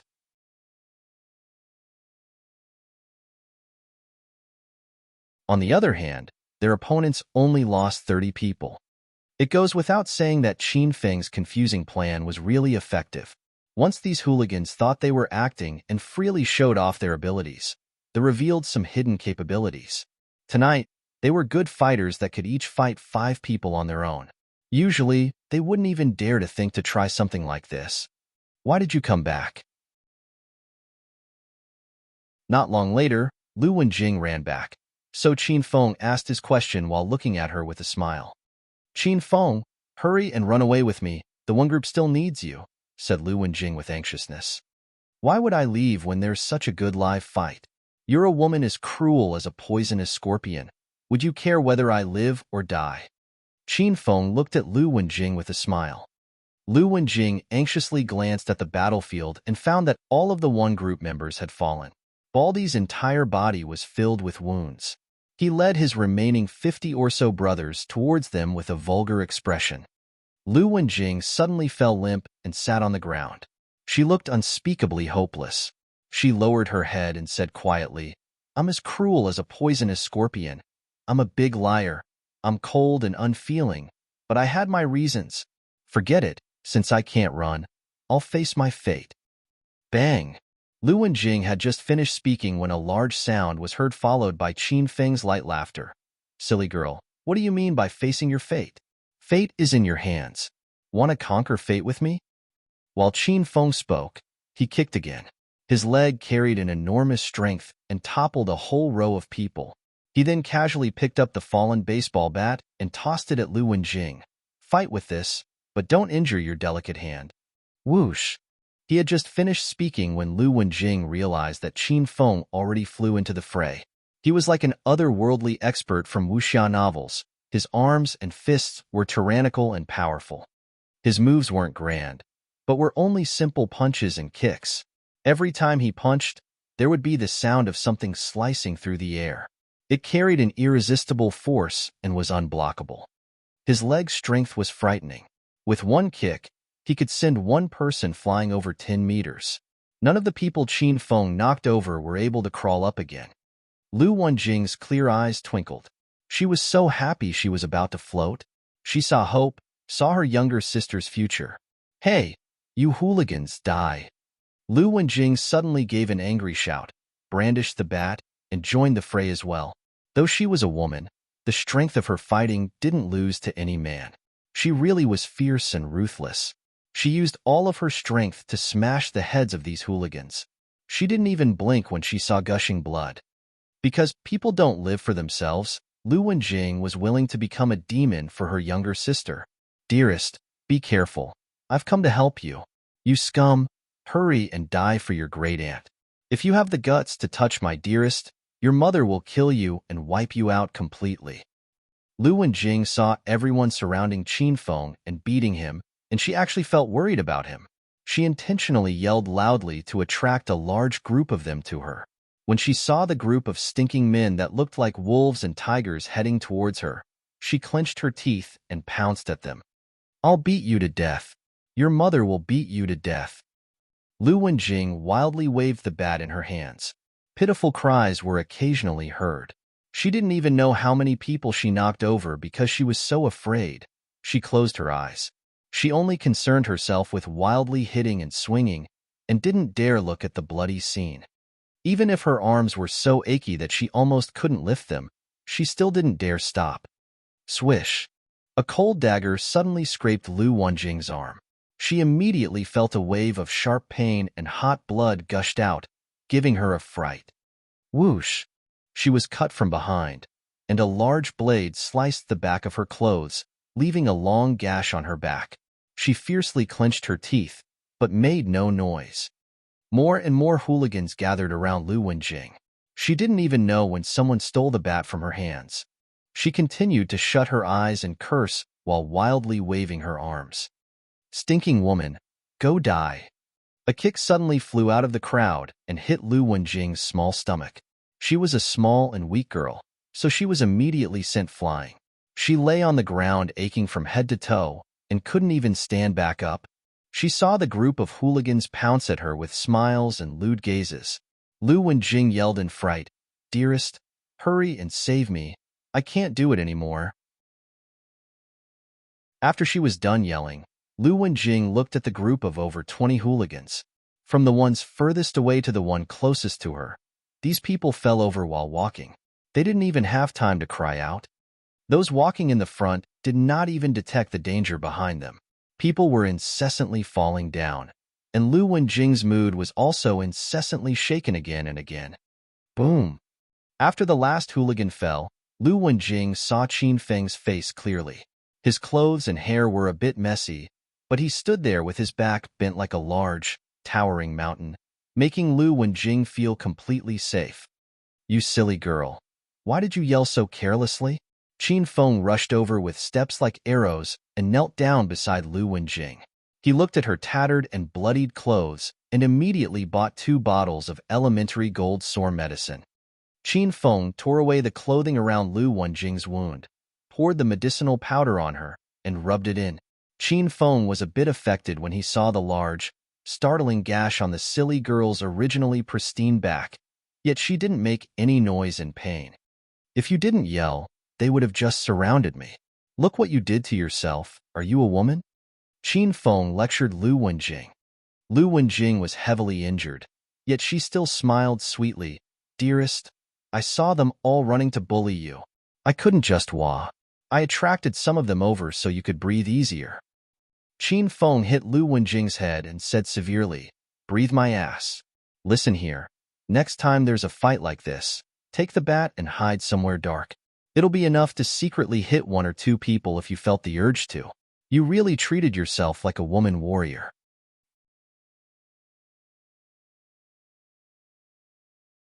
Chapter 192. Chapter 192. The Sad Lu Wenjing. Lu Wenjing seemed to suddenly think of something. She abruptly turned and hugged Qin Feng's neck. She yelled with excitement, Qin Feng, did we win? Didn't our one group win? We toppled the Feng group. Let's hurry and leave. We'll kill all the way to the Fei Tian bar and take over their base. Qin Feng smacked Lu Wenjing's head again and yelled, Kill, kill, kill. Are you crazy? These aren't even Feng group members. They're Wild Wolf Gang members. If you really fought the Feng group today, would you even be alive and able to talk to me right now? Wild Wolf Gang members? Lu Wenjing suddenly let go of Qin Feng. She felt that something was wrong. She looked at Qin Feng in alarm. What happened here? Qin Feng grinned at Lu Wenjing and said, Silly girl, Are you the only one that can trick me? Can I not trick you? You're really naive, you foolish girl. Do you remember where you met me for the first time? It was at the Fei Tian bar. Did you think I went there to drink? I'm the boss of the phone group. This time, I countered the plan with another plan and made the one group face the Wild Wolf gang. The real phone group has currently taken down the Plaza Road. Silly little girl, you say you want to fight my phone group. Tell me how this young master should deal with you? This place is desolate and uninhabited. Haha, why don't you follow this young master and become the boss's wife? Qin Feng was joking with Lu Wenjing. He still had the quest to help her develop a #1 power in Acropolis. How would he really betray her? He explained the situation frankly in preparation of taking Lu Wenjing to the Fei Tian bar to hand her management of the phone group. In the future, all they'd have to do is develop the phone group into the #1 underground power in Acropolis and he'd complete the quest. However, after Lu Wenjing heard Qin Feng's words, she was so shocked that she immediately stood. She looked at Qin Feng with alarm and despair and slowly backed away. She was forced to fight and build up powers to make money for her younger sister. She originally thought that she met an honorable man right upon coming onto the streets. She knew that most people in society had bad hearts, so she was already cautious enough, but she was still thrown into Qin Feng's gentle trap. Once she saw Qin Feng help her defeat the phone group and dive into the fray on his own. Her long-dormant young woman's heart was slightly moved. There was a germinating feeling, but the sprout had not yet come out when Qin Feng squeezed it to death in the cradle with one hand. Maybe with Qin Feng's skills, the prior fight was just a warm-up, but to a weak woman like Lu Wenjing, this was a dangerous and thrilling battle. She experienced a life-or-death situation with Qin Feng. Now, she was betrayed by him and felt an indescribable pain. Qin Feng, you're a fucking beast. Lu Wenjing cried with extreme sorrow. She knew she shouldn't have trusted anyone. She could accept getting tricked, but because of this, there now wasn't enough time. How would she continue helping her younger sister? It wasn't her that was cheated. It was her younger sister's good prospects. Qin Feng was slightly shocked. He didn't think Lu Wenjing would suddenly become so angry. He was about to grab her and explain when there was suddenly the wail of a police siren. 5 police cars quickly stopped near the plaza. Lu Wenjing stared coldly at Qin Feng, then clenched her teeth and escaped into the dark park. However, she thoroughly hated Qin Feng and wanted to kill him. Everyone crouch on the ground and put your hands on your head. Whoever dares to run away will be shot. Qin Feng wanted to chase after Lu Wenjing, but he saw a familiar face among the group of police rushing over, so he stopped. His expression changed into a smile and he waved the icy Lu Bingbing stalk over. Chief Lu, it's such a late night and you all still have to work. It really is hard on you good police. The instant she saw Qin Feng, Lu Bingbing shook with anger. She couldn't stand it. Why was it that every time there was a case involving fighting and even murder, this brat Qin Feng was always present? The even more frustrating thing was that this brat had a powerful background in Acropolis, so every time she caught him, she had no way of prosecuting him. She weighed helplessly as he was wordlessly released, and every time, this brat brought an award pennant with him upon his departure. Lu Bingbing's jade hands were already on the handgun at her waist. She really wanted to shoot Qin Feng to death. She could still picture her prior meeting with Qin Feng in the police station. This brat actually secretly swallowed the cup of water with the laxatives and gave her a stomach ache. Qin Feng even blocked the door, preventing Lu Bingbing from going out, and lastly forced her to French kiss him before letting her leave. How can this jerk that's not even comparable to a beast still be alive? Lu Bingbing growled internally. You guys deal with the people lying on the ground and leave this brat to me? Yes, Chief Lu. Under the many eyes of her juniors, Lu Bingbing suppressed the rage inside of her and began to assign them tasks. Over 10 policemen ran into the group and handled the results of this brawl. Only then did Lu Bingbing see the ground full of bodies. With one gaze, she estimated that there were close to 100 of them. She looked at Qin Feng in astonishment and asked, "These people, did you beat up all of them?" At this time, there was no one else standing here other than Qin Feng, so Lu Bingbing could only conclude that Qin Feng knocked this group of people out. In the past, She fought with Qin Feng in the interrogation room when she was trying to extort a confession, so she knew that this externally hedonistic young master had some skills. But when she saw the ground filled with fallen bodies, she found that she had sorely underestimated Qin Feng. Both yes and no, Qin Feng smiled and nodded. He suddenly raised his arm to look at the time on his wa. He said with surprise, "Ah, it's already past 11. If I don't go back, my old dad'll whip me. Chief Lu, I'll drink tea with you next time. I'm going to head back first." Qin Feng ran 2 steps when he suddenly stopped because he felt a wave of danger from behind him. A pie-black handgun was pointed at his head. "Young Master Qin, I think you should come with me back to the police station." Right, I almost forgot." Qin Feng turned with a smile and looked coldly at Lu Bingbing.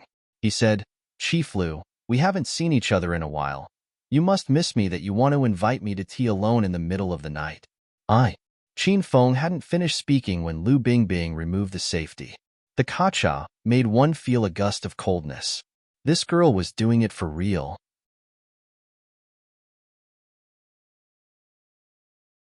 Chapter 193. Chapter 193. One type of person is the most frightening. This time, I was wrong for fighting. I'll go back with Chief Lu and accept an investigation. Qin Feng suddenly changed his happy expression into a serious one. Lu Bingbing didn't even want to say anything to Qin Feng. She handcuffed him, brought him into her police car, and drove away first. On the way back, Lu Bingbing drove while thinking of how to deal with Qin Feng.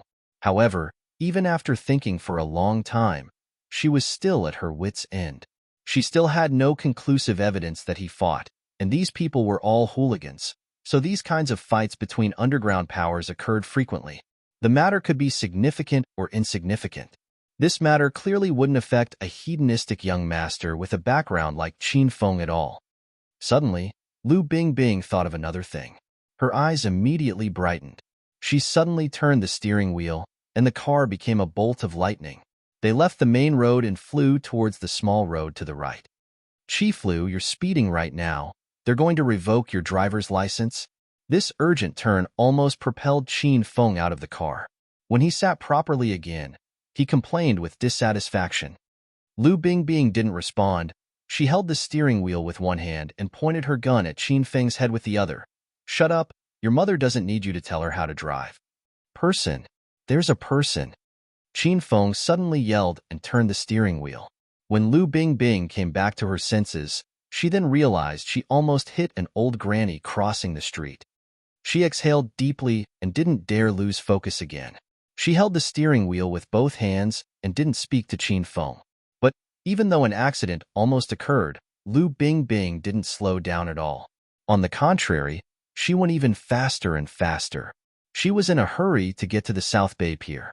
If it was too late, those bad people may have already escaped. "Chief Lu, hurry and stop the car. I don't have the guts to sit in your car anymore." Good thing Qin Feng previously acquired intermediate racing skills through the lottery, otherwise he wouldn't have been able to control the car at first. Though this was the case, he didn't want to be crazy with this fiery woman any longer. This woman drove towards the South Bay Pier. He didn't know what she was thinking because that area was desolate and uninhabited. She wasn't planning on murdering him, was she? Lu Bingbing kept a cold expression and ignored Qin Feng. She continued to speed forward. "Chief Lu, I was just fighting. There's no need for you to be like this, is there? I want to go back to the police station and undergo investigation. Hurry and drive back." "Chief Lu, you're a good cop and you are the embodiment of righteousness. We poor commoners see you as a source of dependency. How could you be deaf and mute to a good, law-abiding citizen? This isn't right." "Chief Lu, I really have to use the restroom. Stop the car, or I'll piss in it." Lu Bingbing held it in again and again. She clenched her teeth so hard that they were almost shattered and swallowed. However, once she heard that Qin Feng had to use the restroom, the fire in her almost burst out because she thought of how she was played by Qin Feng the last time she had to use the restroom in the police station. She suddenly picked up her handgun and stuck it between Qin Feng's legs. The safety was already removed from the gun earlier, so if the shot went out, it could really end his familial bloodline. "Do you still have to pee? Keep chattering. and I'll explode your balls with one gunshot." Lu Bingbing directly burst out in vulgar language. As a policewoman, she encountered too many hooligans on a daily basis, so this kind of vulgar language was commonplace. However, her expression suddenly became one of shock, and in the next second, she was so angry that she was about to combust. She originally thought that if she pointed the gun at Qin Feng's nether regions, he would be so frightened that he'd piss in his pants and cut the nonsense. However, he wasn't nervous or afraid in the slightest. He actually raised his bottom and made a comfortable sound. "Oh, Chief Lu, you haven't gotten the right spot. Move the gun to the right a little." Bang! With a dull sound, the police car crashed into a large tree on the side of the road. Luckily, Qin Feng reacted in time and quickly stepped on the brakes, so the two of them were mostly fine. "Chief Lu, I told you to stop the car a long time ago. Now look what happened. You crashed into a tree. If it were your own car, then it wouldn't really matter. You could crash it if you wanted to. But this is a public car. Why didn't you treat it with more care?" Qin Feng said with an indignant expression. "Even though you have a high position and you can make up some excuse about crashing the car, what did the flowers, grass, trees, and bird nests on the trees ever do to you? How could you ruin their lives and homes? Do you know how much they're hurting because your car is pressing down on them right now? Do you know how expensive house prices are? And you just casually crashed into the little birds' homes. Do you know?" Bang! There was another dull sound. This time, it was a gunshot. Lu Bingbing crazily pulled at her hair and shot at Qin Feng's head. This girl really made Qin Feng crazy. The gunshot was for real, and if Qin Feng didn't dodge as quickly as he did, his brain would currently be blown into watermelon juice. Qin Feng was extremely angry, and the result was severe. He suddenly moved as quick as lightning. In the next second, the gun that was previously in Lu Bingbing's hand ended up in Qin Feng's. He coldly pointed the gun at Lu Bingbing. "It's a moonless night and the winds are high. It's a night for murder." Qin Feng's eerie laughter resounded within the car. It was the first time Lu Bingbing felt such an icy breeze. It spread around her with the air of death. She looked at Qin Feng in alarm and didn't dare move. She was aware of Qin Feng's abilities, and she didn't even get to react when Qin Feng grabbed the gun earlier. "Qin Feng, don't be impetuous. You made me really angry at first, so I lost my head. I hope you can understand." "Understand?" Qin Feng laughed coldly. He slowly dragged the barrel of the gun downwards. "If I were a bit slower at first, I wouldn't be alive to understand you." The barrel of the gun was on Lu Bingbing's charming face and slid down her fair jade neck. Qin Feng didn't stop. He slid it down to her full chest. The barrel of the gun was like a thrilling roller coaster going from the bottom of the mountain to the top. He even intentionally and ruthlessly pressed down at the top of the mountain before sliding down to the valley across from it. Though there was a layer of clothing in between, the feeling of the black handgun rubbing her body made a strange feeling pass over her. When the barrel of the gun pressed down on her chest, she almost cried out loud. Her beautiful, frosty eyes glared coldly at Qin Feng. She gritted her teeth and looked as though she wanted to tear Qin Feng apart with 5 horses. "Qin Feng, don't be too ridiculous. Stop right now, and I'll write off tonight's events, including your battle. But if you continue messing around, I assure you that I'll make you die a horrendous death." Since Lu Bingbing was a Stage 2 external expert, when hooligans saw her, they would flee ignominiously like they saw a she-devil. Getting caught by her was as frightening as a little lamb entering a wolf's den. The whole time, she played the role of the wolf, but today was her first time feeling like a little lamb entering the mouth of the big gray wolf Qin Feng. "Do you think you can live past tonight?" Qin Feng laughed coldly. The gun in his hand didn't stop. At this time, it arrived at Lu Bingbing's flat belly. He lifted Lu Bingbing's clothes and stuck his gun in and onto her sexy and beautiful navel. "Qin Feng, this old woman is going to fight it out with you. A scholar would rather die than face humiliation." Lu Bingbing waved her fists at Qin Feng, and Qin Feng only used one hand to lightly grab both of Lu Bingbing's. "I'm a man. There are some places that not anyone can casually violate." Qin Feng's expression suddenly became cold. Though he always looked happy and boisterous, he had a baseline. There's one kind of person that's the most frightening because you can't tell when they're joking and when they're serious. Qin Feng was clearly this kind of person. Lu Bingbing was stunned for an instant. It was her first time seeing Qin Feng so serious. She thought that using a gun to threaten Qin Feng just now, and even pointing it at his nether regions, was going a bit too far. Qin Feng, release me and we're even. The barrel of the gun was still in Lu Bingbing's jeans. The feeling was too weird, and she only thought about how she wanted to quickly take it away. Bang! Just as she finished speaking, Lu Bingbing heard a gunshot. She was so startled that her legs turned into jelly. The gun was pressed onto her jeans, so if a shot was made, she didn't dare imagine what would happen to her. She was even more afraid of this than getting hit right on the head. She felt completely non-functional, and her brain was completely blank. This was the first time she was so frightened. However, after a while, Lu Bingbing didn't feel as though there was anything strange down there, and there was no pain either. Chief Lu, I told you multiple times to slow down and not drive in such a hurry. Even if you were in a hurry to have tea with me, and we can even do enjoyable activities after drinking the tea, safety comes first. Now everything's great, the car is trashed, the tree is bent, and you even knocked down the bird nests. Tell me what happened. Lu Bingbing stared stupidly at the handgun in the middle of her waist, then at Qin Feng, who complained non-stop. She even felt as though she had teleported to another universe. Maybe everything that had just happened was an illusion, and it didn't happen at all. Everything was like it was before. But then, once Lu Bingbing saw the bullet hole in the window behind Qin Feng and the other bullet hole in the window behind her, she confirmed that everything was real. She didn't know how Qin Feng was able to pull out the gun, shoot, and the bullet grazed her head, and return the gun to the middle of her waist.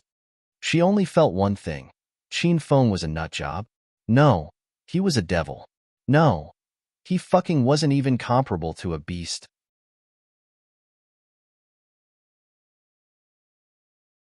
Chapter 194. Chapter 194. Agree to 3 conditions. Qin Feng, I would like you to help me.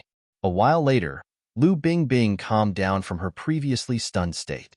After seeing Qin Feng's extraordinary skills, she had an even stronger desire to drag him to complete her secret mission tonight. Let's hear it. Qin Feng finally stopped complaining.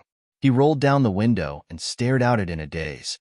There have been over 10 missing persons cases in Acropolis lately, and they've gotten the attention of the higher-ups. They've required us police to solve the crime in half a month. I've been following some leads in secret, and I've got a reliable report that this enormous gang of human traffickers will be smuggling people tonight at the South Bay Pier.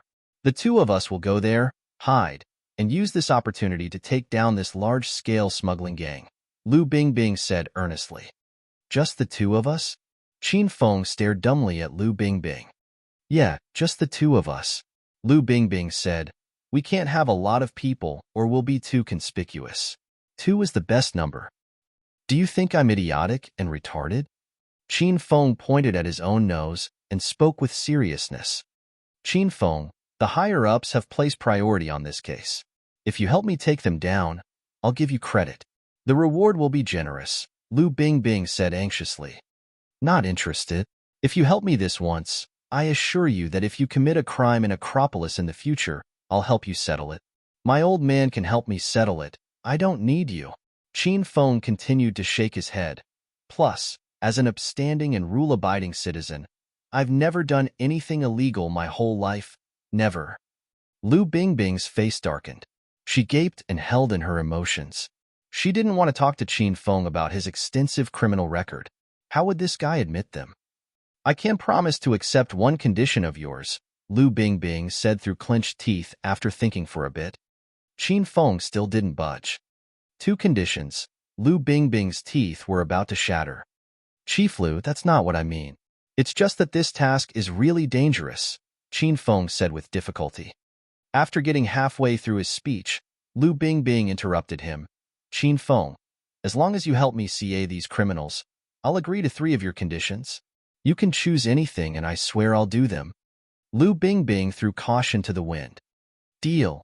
Qin Feng suddenly said solemnly. Chief Lu, get out and I'll drive. We have to get to the South Bay Pier. If we're too late, then these scumbags will escape. Lu Bingbing was stunned for 5 seconds. Then she immediately exited the car and swayed into the front passenger seat. Chief Lu, don't go back on your word. Once Lu Bingbing got into the car, Qin Feng said with a jolly smile. You said 3 conditions, and you have to do whatever conditions I choose. Lu Bingbing glared coldly at Qin Feng and said emotionlessly, I will do anything within my abilities. But if you want me to do those vulgar things, dream on. In regards to vulgar things, do you mean getting into bed? Qin Feng asked. What do you think? Lu Bingbing glared viciously at Qin Feng and retorted coldly. No betting, no betting. Qin Feng immediately waved his hands. Chief Lu, even if you wanted to get in bed with me, I wouldn't have the guts to do so. Your temper is too violent. If I wanted to dump you after, I wouldn't have the guts to do that. Shut up and drive. Lu Bingbing stomped in anger. She wanted to tear Qin Feng's mouth to pieces. Chief Lu, sit properly. I'm going to take off.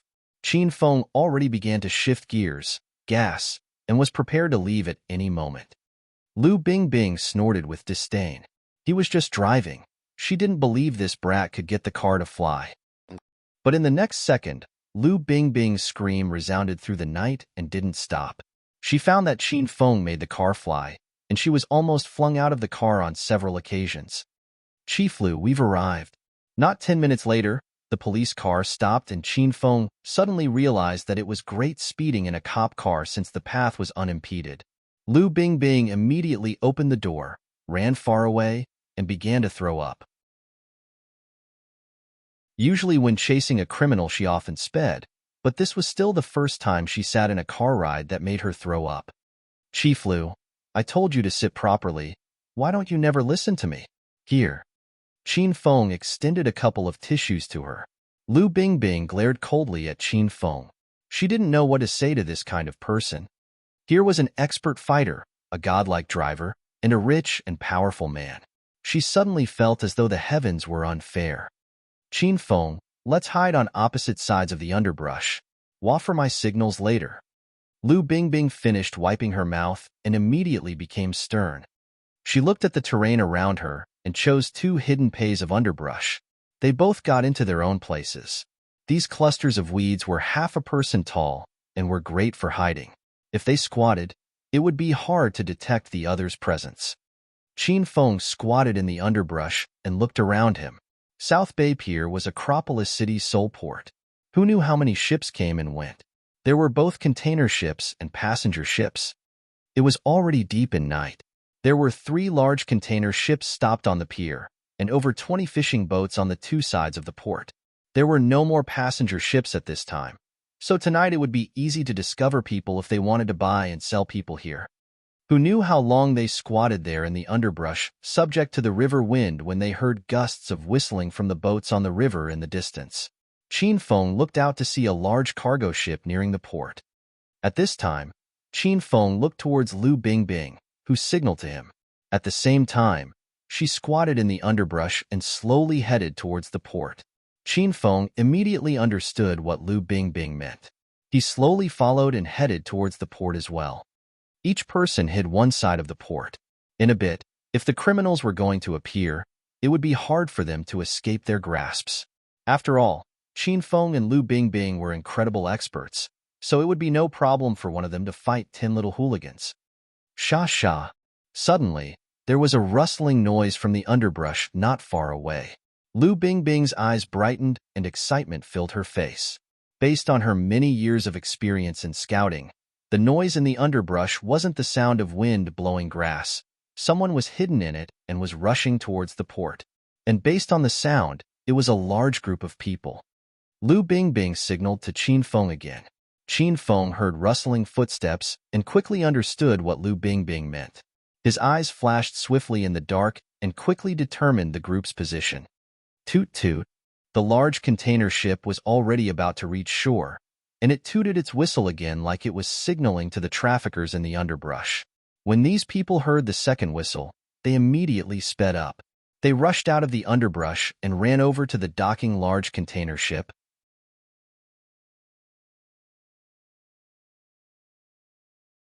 Once the ropes around Lu Bingbing were untied, she immediately stood and said to Qin Feng with regret, "Qin Feng, it's true that I'm the reason we failed this mission today, so I will agree to those 3 conditions.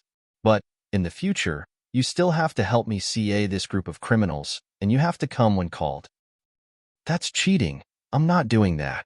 Qin Feng only had one life, and he wasn't going to casually play around with it.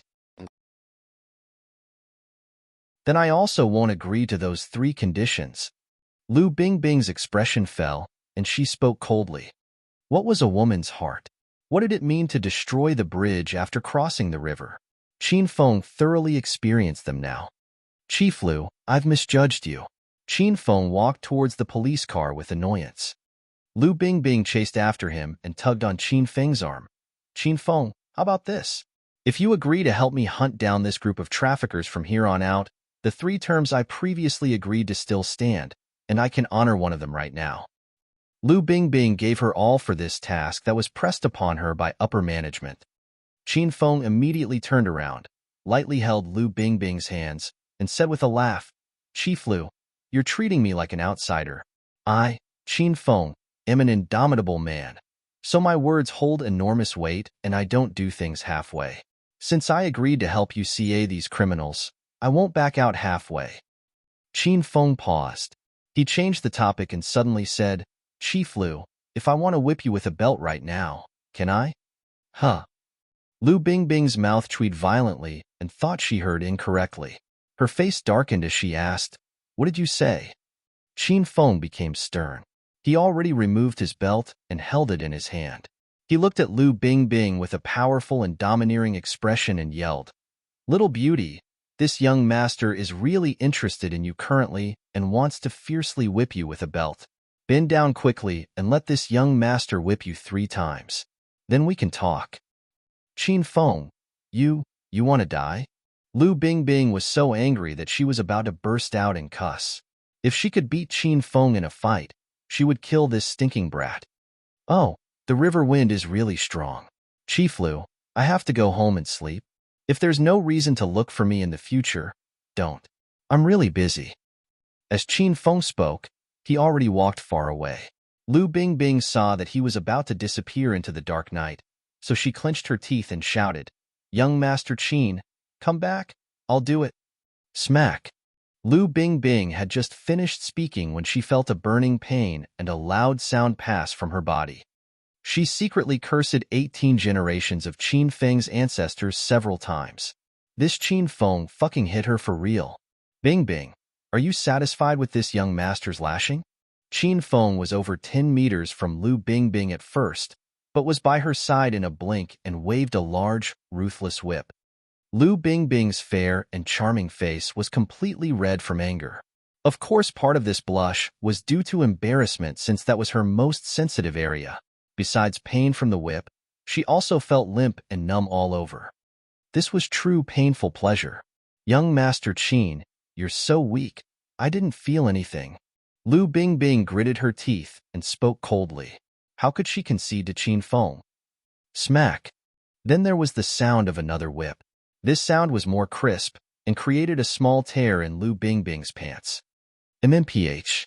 Lu Bingbing couldn't help but cry out at this whip.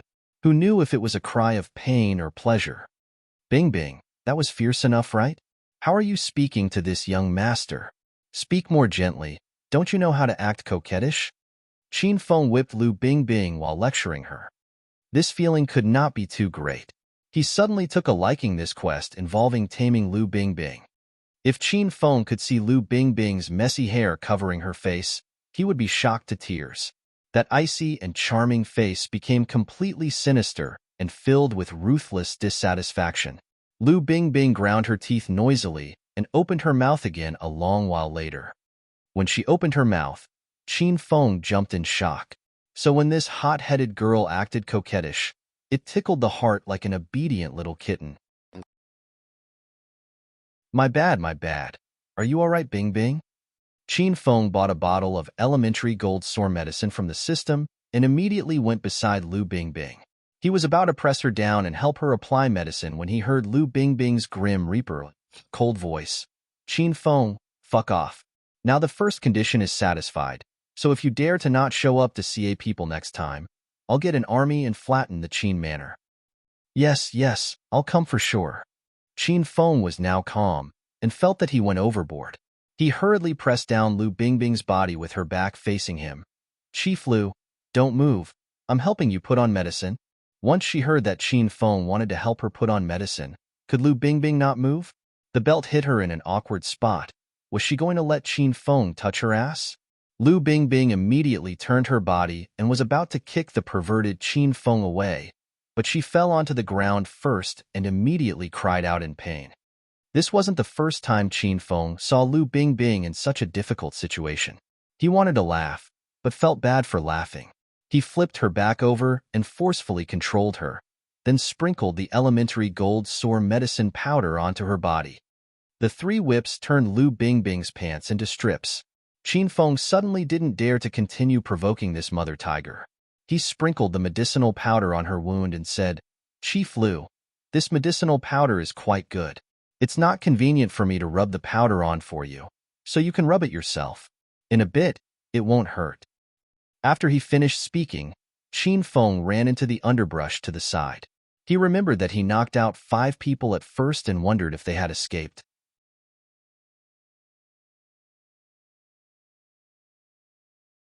Chapter 196. Chapter 196, Come to my office. Lu Bingbing lightly rubbed the medicinal powder onto her wound only when she saw that Qin Feng had walked far away. She rubbed her wound while internally cursing 18 generations of Qin Feng's ancestors. Chief Lu, are you done? Come here and take a look. At this time, Qin Feng's voice was heard. Lu Bingbing had already finished applying the medicine. She walked towards Qin Feng with a dissatisfied expression. What? Lu Bingbing responded unhappily. She didn't wait for Qin Feng's response. Her expression changed drastically, and she immediately squatted on the ground to examine the 5 people Qin Feng beat into a pile. These people are? Lu Bingbing thought they hadn't caught anyone in their operation tonight. Who knew that Qin Feng captured 5 people? The anger she felt towards Qin Feng waned slightly. She had to admit that this guy was pretty dependable when it came to getting proper business done. Earlier, I thought these 5 were traffickers, but I just saw the scars from whips on their bodies. And it looks like they haven't washed or changed their clothes for quite a few days because they smell. I think this is probably because they've been captured by the traffickers, and they're the victims that they were preparing to smuggle. Stunned, Lu Bingbing looked towards Qin Feng. She realized that Qin Feng's investigative skills were quite strong. Lu Bingbing didn't know what to say about Qin Feng anymore because he had this kind of talent, yet didn't serve the country as a cop. Instead, he became scum that accosted every beauty he saw. Lift these victims into the police car and bring them back to the station to see if we can get any leads from them. Qin Feng single-handedly loaded the 5 victims onto the police car. He packed 4 in the back row and 1 person in the front passenger seat. There now wasn't enough space for both Qin Feng and Lu Bingbing. Qin Feng, walk back yourself. Lu Bingbing looked at Qin Feng coldly and got into the car. She was pitifully whipped by Qin Feng tonight, so she now took her revenge on Qin Feng a bit. There's no need to mention how happy she was inside. However, she got into the car and came back out not 5 seconds later. With a darkened expression, she glared at Qin Feng and said, Get in? Qin Feng knew Lu Bingbing wouldn't be able to leave without him. He smiled at her and said, Chief Lu, why aren't you leaving? Cut the crap and get in the car. Lu Bingbing was so angry that she wanted to kill someone. Qin Feng got into the driver's seat and smiled at Lu Bingbing, who was currently standing outside the car door. Chief Lu, I know your bottom will hurt once you sit down. Hurry and get in. Spread your legs and sit on me. I will try my best to bring you home safely. Lu Bingbing gritted her teeth and glared at Qin Feng for a whole minute. In the end, she stomped and got into the car. Lu Bingbing sat in Qin Feng's embrace the whole way. Her weight was held up by her legs and suspended her bottom because it would hurt. This way, she couldn't help but hug Qin Feng's neck for support. Qin Feng propped up his chin on Lu Bingbing's shoulder to see the road. He drove with one hand and the other hand was wrapped around Lu Bingbing's small, full waist to prevent her from falling. Qin Feng thought this ride went by in the blink of an eye. Lu Bingbing felt as though this ride lasted a whole lifetime. Lu Bingbing immediately rose to exit the police car once they arrived at the police station. Her charming face was completely red. When she got to the station, she called over a couple of her inferiors and lifted these victims into the police station. Not long later, these 5 victims woke up one by one.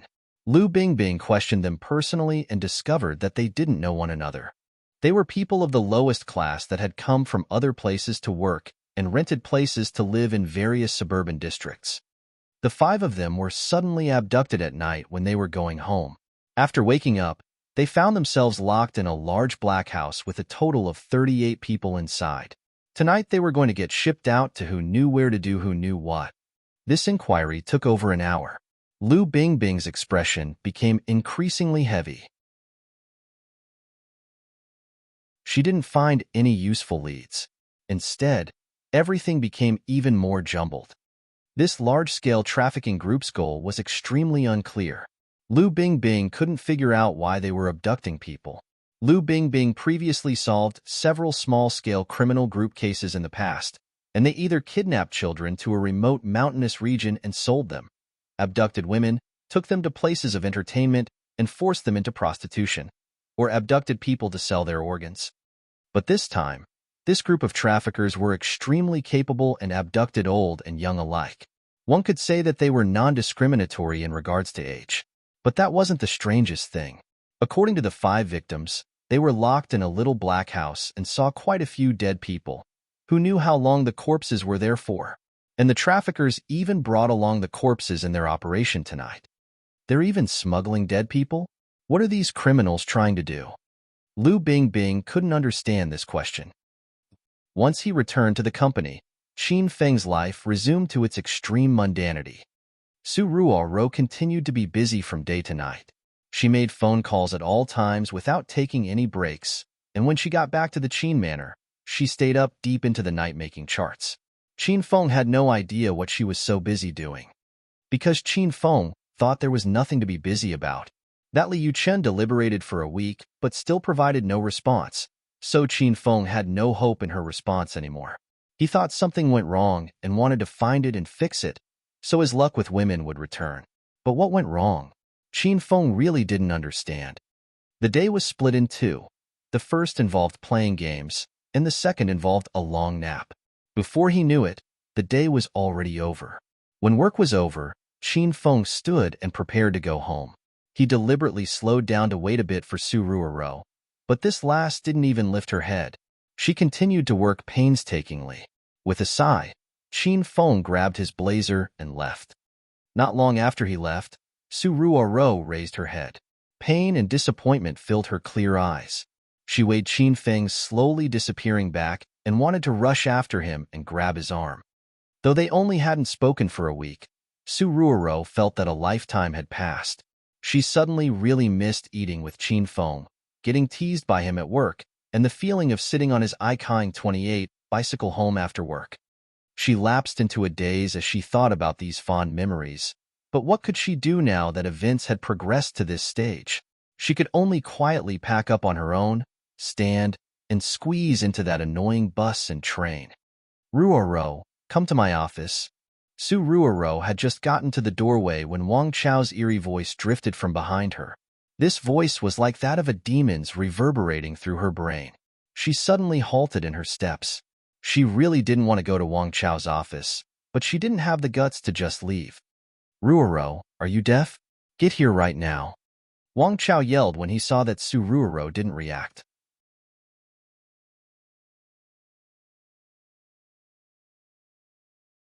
Chapter 197. Chapter 197, Getting Too Far into the Act. It was now half an hour after work was over, so there was no one else in the sales department lobby. Su Ruoro immediately thought of last time when Wang Chao also stopped her after work and wanted to disrespect her. That time, if Qin Feng didn't come in time, Su Ruoro would have been in trouble. Wang Chao's second shout scared Su Ruoro so much that her entire body trembled. She extended her hand and felt the inside of her bag. A soft and furry little head poked out. It was the Pikachu Qin Feng gifted to her. Because she was amidst a cold war with Qin Feng these past couple of days, Suruoro felt really lonely. She brought Pikachu to work every day, so she could at least feel a sliver of safety and reliability. Pikachu. Pikachu extended its soft pink tongue, licked Suruoro's hand, and revealed a brilliant smile. Suruoro's worried heart gradually relaxed. She clenched her teeth and headed into Wang Chao's office. Group Leader Wang, why you were looking for me? Suruoro intentionally left the door to the office open and stood at the entrance. Wang Chao glared harshly at Suruoro and reprimanded. Are you standing at the doorway to be a door god? Come in. Suruoro lowered her head and walked into the office. Wang Chao immediately shut the door and leaned on it. He looked coldly at Suruoro. Ruoro, 3 days from now is the day for the end of the month sales evaluation in the sales department. I've already decided that I'll fire the person that's ranked last on the list. Ruoro, you're in danger. Suruoro trembled slightly and said nervously, Group Leader Wang, I've been working really hard recently to improve my performance. I haven't even talked to other co-workers during work. I'm sure you've seen that. Wang Chao naturally paid attention to Suruoro's recent performance. He saw that she didn't pay attention to Qin Feng, and the two slowly drifted apart. Wang Chao was extremely pleased. Ruoro, from what I see, you've just entered society and you're still too foolish. Wang Chao's manner of speaking mellowed a bit, and he said, You think that in a company as large as Royal Group, if you're merely hardworking, upper management and leadership will acknowledge and recognize you. Wang Chao had a look of disappointment. He shook his head. Our Royal Group has over 1,000 employees. Can you thump your chest and guarantee that you're the most hard-working one? Ruoro, you're going about things the wrong way. If you want someone in upper management to notice you, don't be hardworking and wait for him to see you. You have to take the initiative to curry favor with this leader so they know you and are aware of your existence. This is what they call the study of one of the 8 chakras of the human body in the workplace. Wang Chao put on airs as if he were talking about general truths. Who is your superior? Isn't it me? You have to learn how to curry favor with me. Think about it. If you have a good relationship with me, even if you're last place in the sales department sales rankings, if we have a certain leveled relationship, would I fire you? And think about the flip side. You usually purposely preserve a relationship with me like I'm some sort of bad guy. So even if you're on the top of the monthly rankings in the sales department, do you think I wouldn't find some excuse to fire you? Oh, Ruoro, I've said so much to you. You probably understand? Wang Chao's gaze fell on Suruoro's body, and his eyes suddenly brightened. Group Leader Wang, I understand. Suruoro understood all of this, but she wouldn't do that because she had a baseline. At this time, she could only go along with Wang Chao and think of a way to leave as quickly as possible. Wang Chao misunderstood Suruoro and thought she already gotten everything straight due to the week's worth of stress she had undergone. His face bloomed with a smile as he unbuckled his belt and looked at Suruoro. Ruoro, look, how did my belt fall? Help me fasten it. Suruoro looked up. She saw Wang Chao undoing his belt and even unzipping the zipper on his pants. She said promptly in a fluster, Group Leader Wang, don't be like this. I want to go home. Wang Chao's face immediately fell. He held up his pants and walked towards Suruoro while reprimanding her. Ruoro, do you not want to work here anymore? Your group leader Wang only asked you to help with one little thing, and you're not willing to do it? What's wrong with helping me pull my zipper and fastening my belt? Last time, Wang Chao almost violated Suruoro, so she was really vigilant. She immediately ran to a corner and hid from Wang Chao. Wang Chao looked at Suruoro's alluring body and charming face. He couldn't resist it a long time ago, and the beast inside him burst out. He pounced at her. Pikachu! Suddenly, a yellow shadow was like lightning and passed by with a flash. Wang Chao immediately cried out pitifully once he felt the sharp claw digging into his neck. Fuck, what the fuck is this? Pikachu already dropped to the ground and stood defensively in front of Suruoro. He originally had guts as small as a mouse, but when he saw that his owner was in danger, he stood out courageously. The hairs on his body stood up like he was electrocuted, and he glared fiercely at Wang Chao with bared teeth. At this time, Wang Chao saw Pikachu clearly. Though he couldn't tell what kind of animal he was, Pikachu was still the size of half a basketball, so he evidently wouldn't scare Wang Chao. He touched his neck and became extremely angry the instant he saw the fresh blood on his hand. He kicked Pikachu and sent him flying into the office wall, where he slid down limply. Pikachu! Suruoro was so shocked that she turned pale. She immediately hugged Pikachu, but no matter how she called on him, he didn't respond. It seemed like it was dead. An unnamed feeling arose in her heart, and this feeling seemed to have been suppressed inside her for far too long. So long that she already forgot she could get angry and indignant. Wang Chao, why did you hurt my pet? You won't die a natural death. Even Suruoro didn't know where she got this courage from. She suddenly picked up a file from the table and threw it at Wang Chao's head. Wang Chao was still in a daze. The plastic file struck his eyes, and it hurt so much that he covered his eyes, squatted on the ground, and cried pitifully. Suruoro took this chance to immediately open the locked door and run out. She ran while holding Pikachu and crying, Pikachu, you can't die. I'm bringing you home right now. I'm taking you to Qin Feng. He'll certainly find a way to save and awaken you. This was Suruoro's first time ever calling a cab. She spent 78 yuan riding from the company to the Qin Manor. Her little heart was still hurting, but to quickly save Pikachu, she gritted her teeth, paid the bill, and ran back to the Qin Manor. Qin Feng.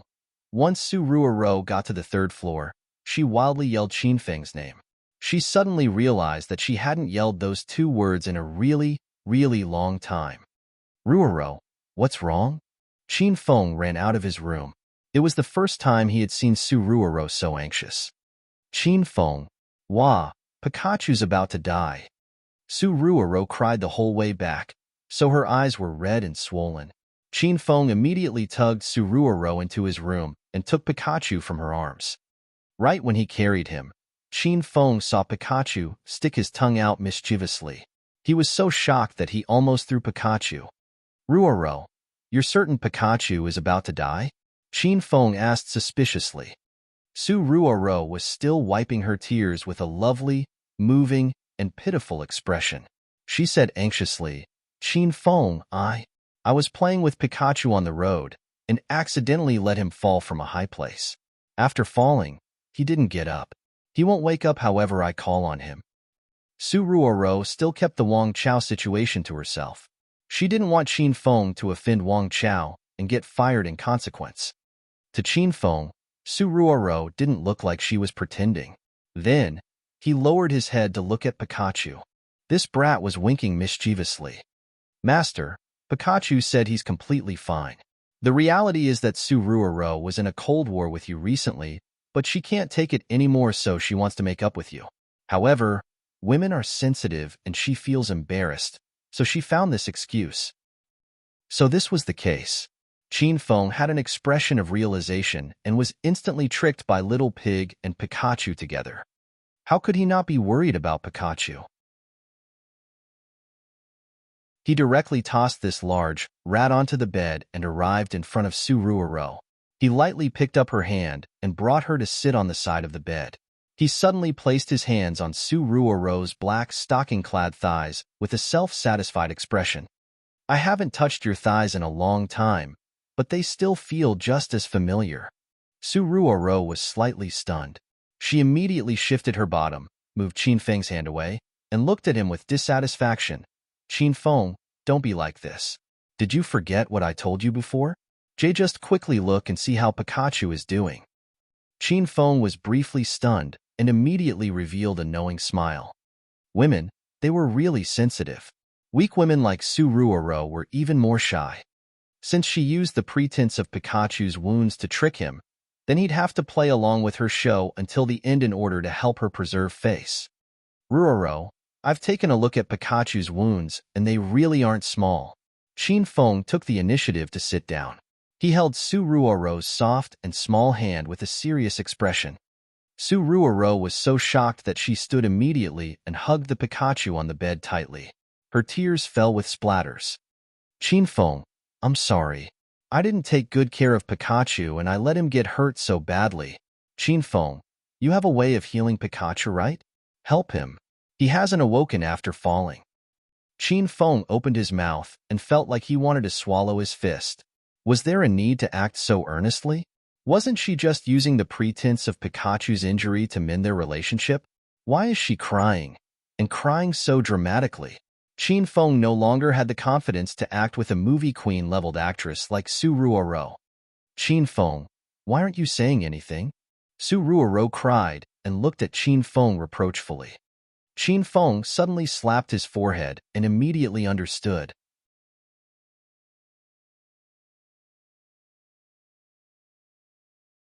Chapter 198. Chapter 198. Jump out the window right now. This Su Ruoro really knew how to play. She was clearly pretending to cry and pretending to be sad so he would hug and comfort her. After the two of them interacted intimately, feelings would naturally return and everything would be subsequently resolved. The act would be done, and the two of them will have mended their relationship. Ruoro, don't cry. You're crying so much that my little heart is going to be broken. Qin Feng wrapped Su Ruoro in his arms, took her hands and rubbed them on his chest. Su Ruoro indignantly flung Qin Feng's hands away and punched his chest. She carried Pikachu and walked out the door. Qin Feng, why are you so improper even at this time? If you don't want to save Pikachu, then forget it. I'll go find him a veterinarian. After Su Ruoro said she wanted to find a veterinarian for Pikachu, Qin Feng saw the big rat's face darken. Su Ruoro already ran out while panting. Qin Feng was slightly shocked and wondered to himself, that's not good enough?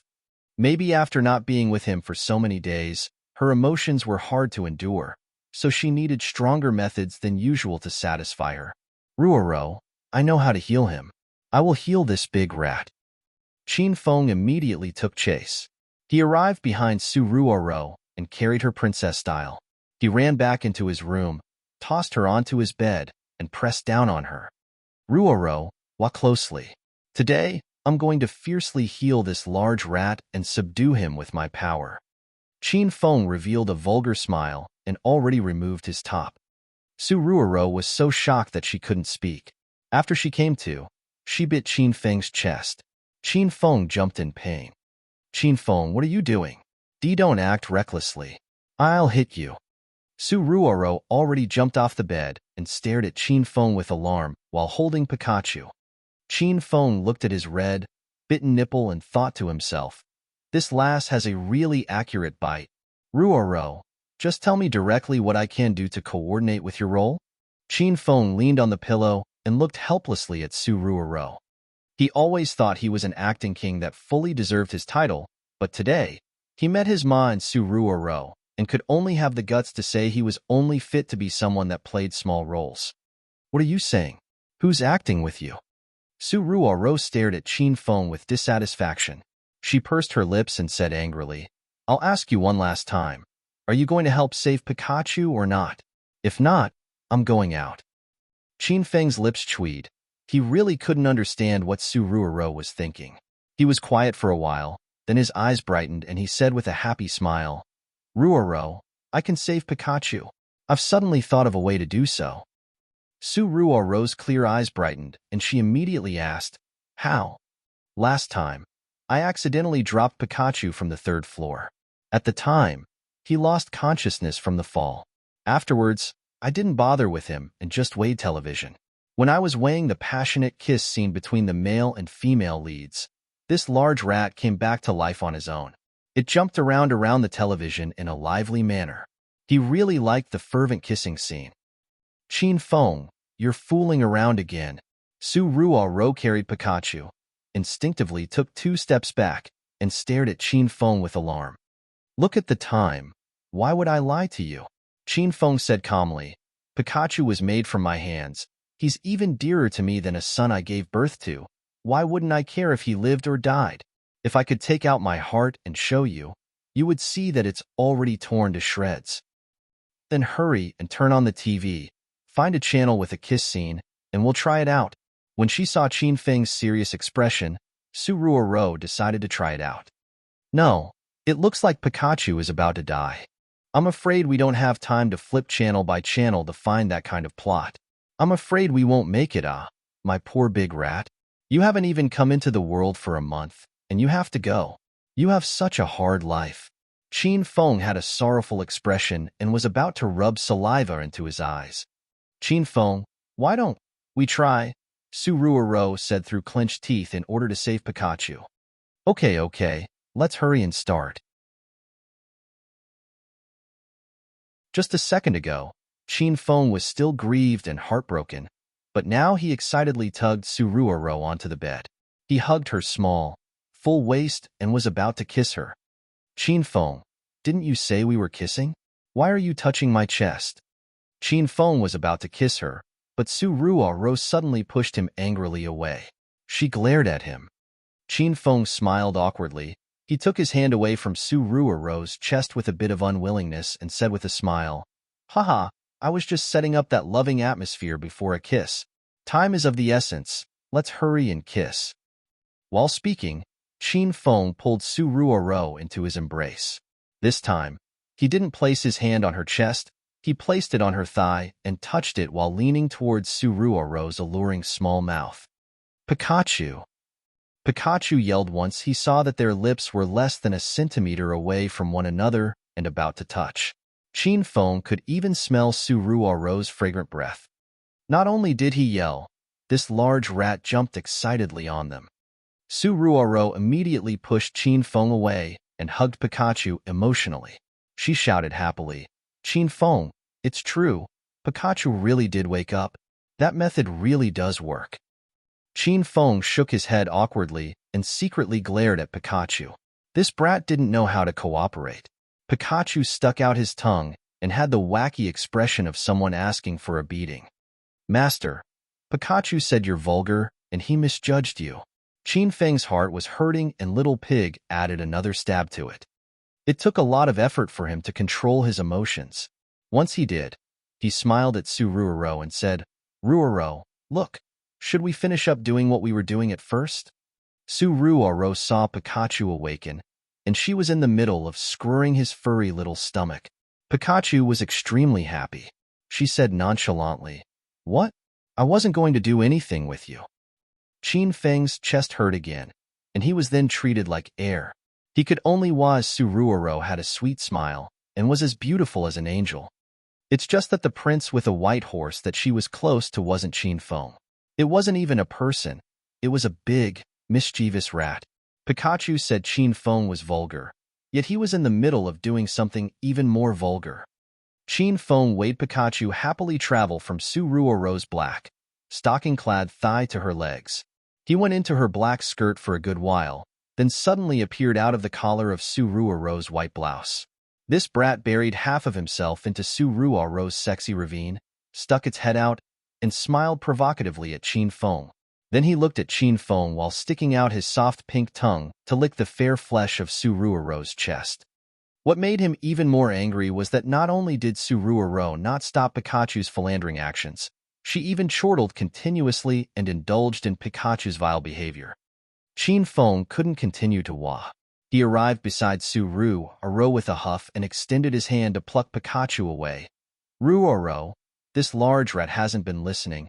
How could he lick and go into places randomly? Why don't I lock him up? If you like being licked, how about I help you with that? Su Ruoro immediately leaned away, escaped from Qin Feng's grasp, and lovingly petted Pikachu's little head. She pouted and said, No, I like little Pai licking me, and I like kissing him. Su Ruoro and Qin Feng had a cold war these past couple of days, and Pikachu was the one by her side. Every night she was sprawled in her room, staying up into the early morning hours. Pikachu accompanied her while sprawled obediently on her shoulder. When Su Ruoro was in trouble, Pikachu bravely stood out to help. Su Ruoro loved him too much to part with him, and already treated him as if he were her own son. Qin Feng, why don't you give me this Pikachu? Su Ruoro suddenly looked at Qin Feng and said earnestly. Qin Feng nodded. Qin Feng looked at Su Ruoro's musk clothes that revealed her small, full, and sexy waist and her black skirt that was already rolled at her waist, revealing her raised little behind. He swallowed his saliva and said, Ruoro, if I jump from the 3rd floor right now, would you allow me to get into your thighs and lick your chest as well? If you agree, I'll jump out the window right now. Qin Feng said extremely earnestly. After speaking, he realized that Su Ruoro simply ignored him. Qin Feng discovered that he hadn't eaten dinner so happily for a good while. After all, he could once again eat dinner while secretly touching Su Ruoro's thighs. Su Ruoro once again returned to her cautious state while eating dinner. Though she already lived in the Qin manor for half a month, she was still nervous and afraid every time she ate at the same table as Chairman Qin and Assistant Han. She was afraid Han Ying and Chairman Qin would see Qin Feng touching her thighs. I'm done eating. Chairman Qin, older sister Ying, Qin Feng, I'm going upstairs to work.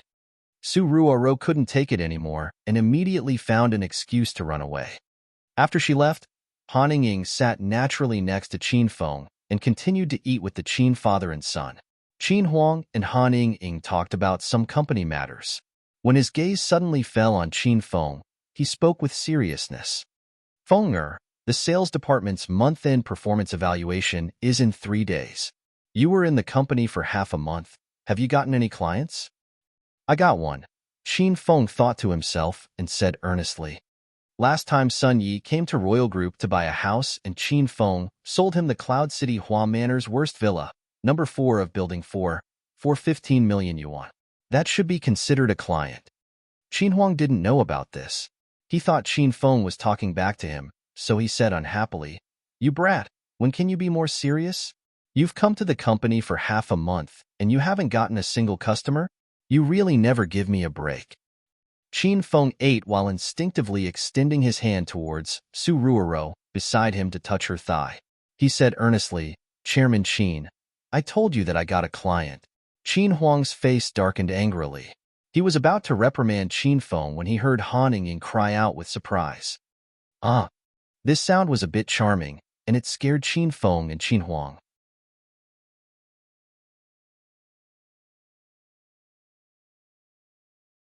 Chapter 199. Chapter 199, End of the Cold War. At this time, Qin Feng realized that Su Ruoro already went upstairs, and he had just touched Han Ying's thigh. And since Han Ying sat at a position slightly different from Su Ruoro, Qin Feng touched under Han Ying's skirt according to the usual distance and touched a really mysterious location. When Qin Huang came to his senses, he looked under the table and shook his head helplessly.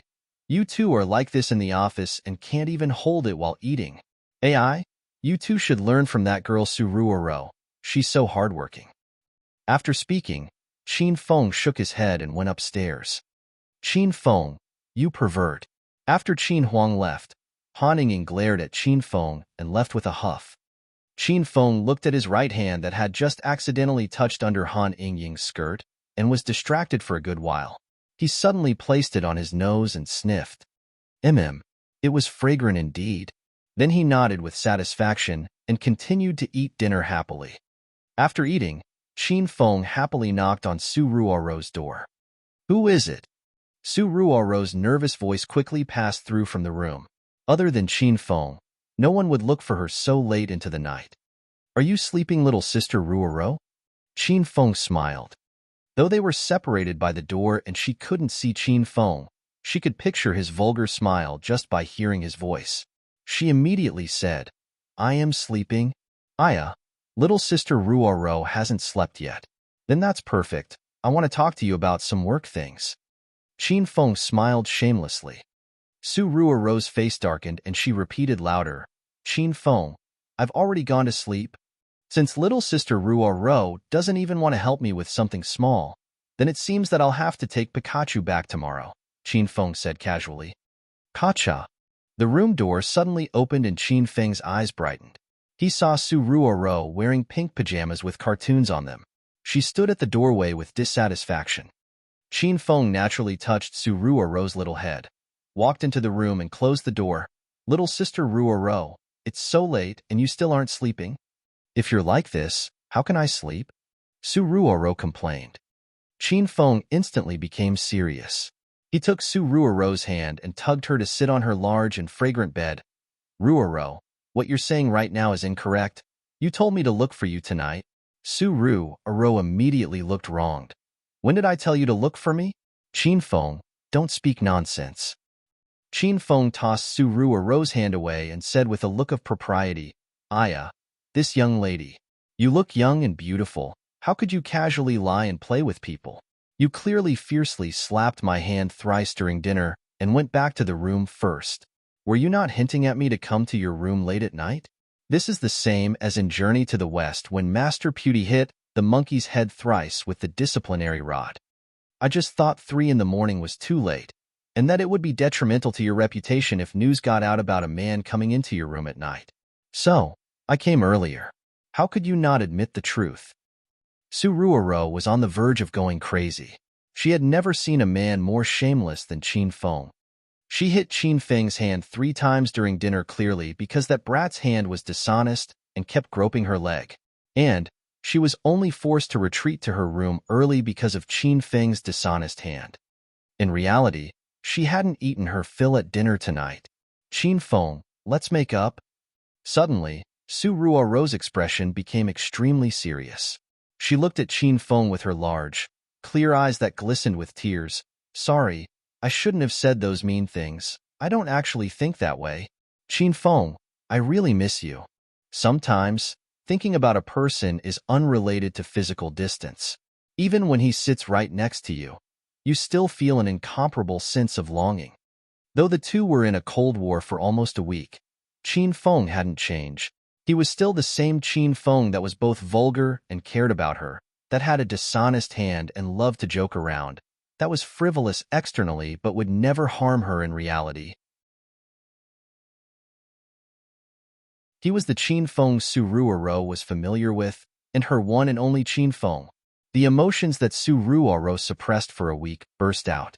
She looked at the familiar and open Qin Feng, and suddenly threw herself into his embrace, hugged his neck tightly, and cried with tears like pear flowers. She put her mouth beside Qin Feng's ear and quietly repeated, Qin Feng, I really, really missed you. Qin Feng was briefly stunned, and his heartbeat quickened. When he regained his senses, he tightly hugged Su Ruo's small waist. The two of them hugged one another tightly and said nothing else. All one could hear was Su Ruo's sobs and the endlessly repeating, Qin Feng, I really missed you. After Su Ruo experienced this Cold War, she found how important Qin Feng's position was in her heart. Her relationship with him was strange. He was both like an older brother that cared about her heart and a lover that cared about her body. No matter what role he held, Su Ruo now accepted and came to depend on him. Ruo, did something happen recently? Tell me, don't keep it all bottled to yourself. Qin Feng already became serious and lightly wiped Su Ruo's tears. He took her charming face in both his hands and spoke to her seriously. Su Ruo didn't dare look at Qin Feng's eyes and didn't want to bring up the Wang Chao situation. But she now already understood. Even if she worked hard all day and all night, even if she heeded Wang Chao's words and didn't interact with Qin Feng, if she didn't give Wang Chao her body, he would still find a way to torment her. If he wanted, he could fire her at any time. Su Ruo didn't want to be so worn out and did not want to go against her heart.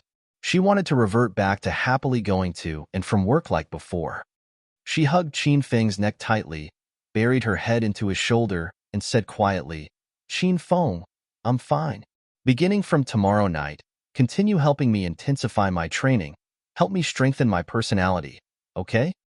This time, Su Ruo took the initiative to suggest Qin Feng help fix her weak personality because she found that Qin Feng's teachings clearly made a difference. If not for Qin Feng, she would not have burst out in Wang Chao's office that afternoon or had the guts to smash him with the folder. She felt that she should change, and she also wanted to use this training opportunity to be with Qin Feng more. Su Ruo unknowingly began to depend on Qin Feng's companionship in her life. Ruo, I'm really happy for you. I'm glad you've come to this realization. Qin Feng was so excited that he kissed her forehead. Su Ruo just lowered her head, blushed, and looked shy and moving. She was silent for a while and suddenly thought of something. Now that she made up with Qin Feng, she felt that she shouldn't hide anything from him. Qin Feng, I have to tell you something. Su Ruo looked at Qin Feng with a bit of guilt. I told General Manager Li about your identity. What? Qin Feng was suddenly stunned, and his brain almost couldn't process what happened.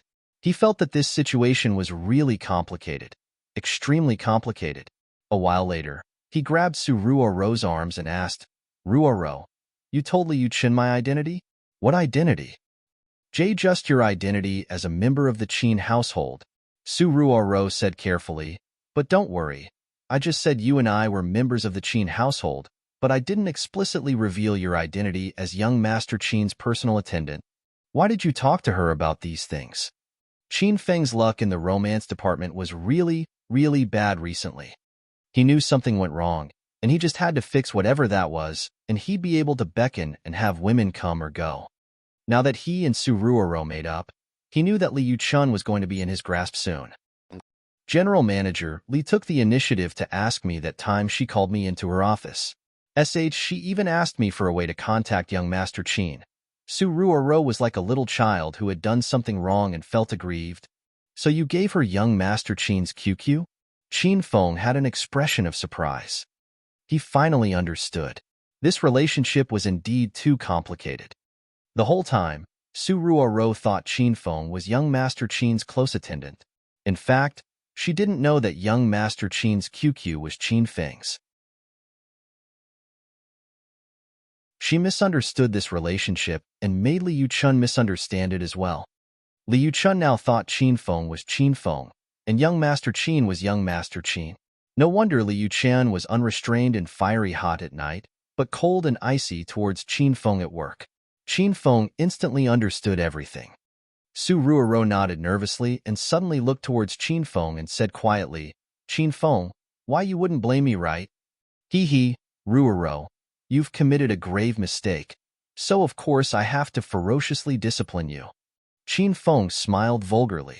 How could he blame Su Ruoro? He didn't even have enough time to thank her. He pressed Su Ruoro onto the bed and kissed her on the lips, wildly licking her small mouth. Su Ruoro was badly shocked by Qin Feng's actions.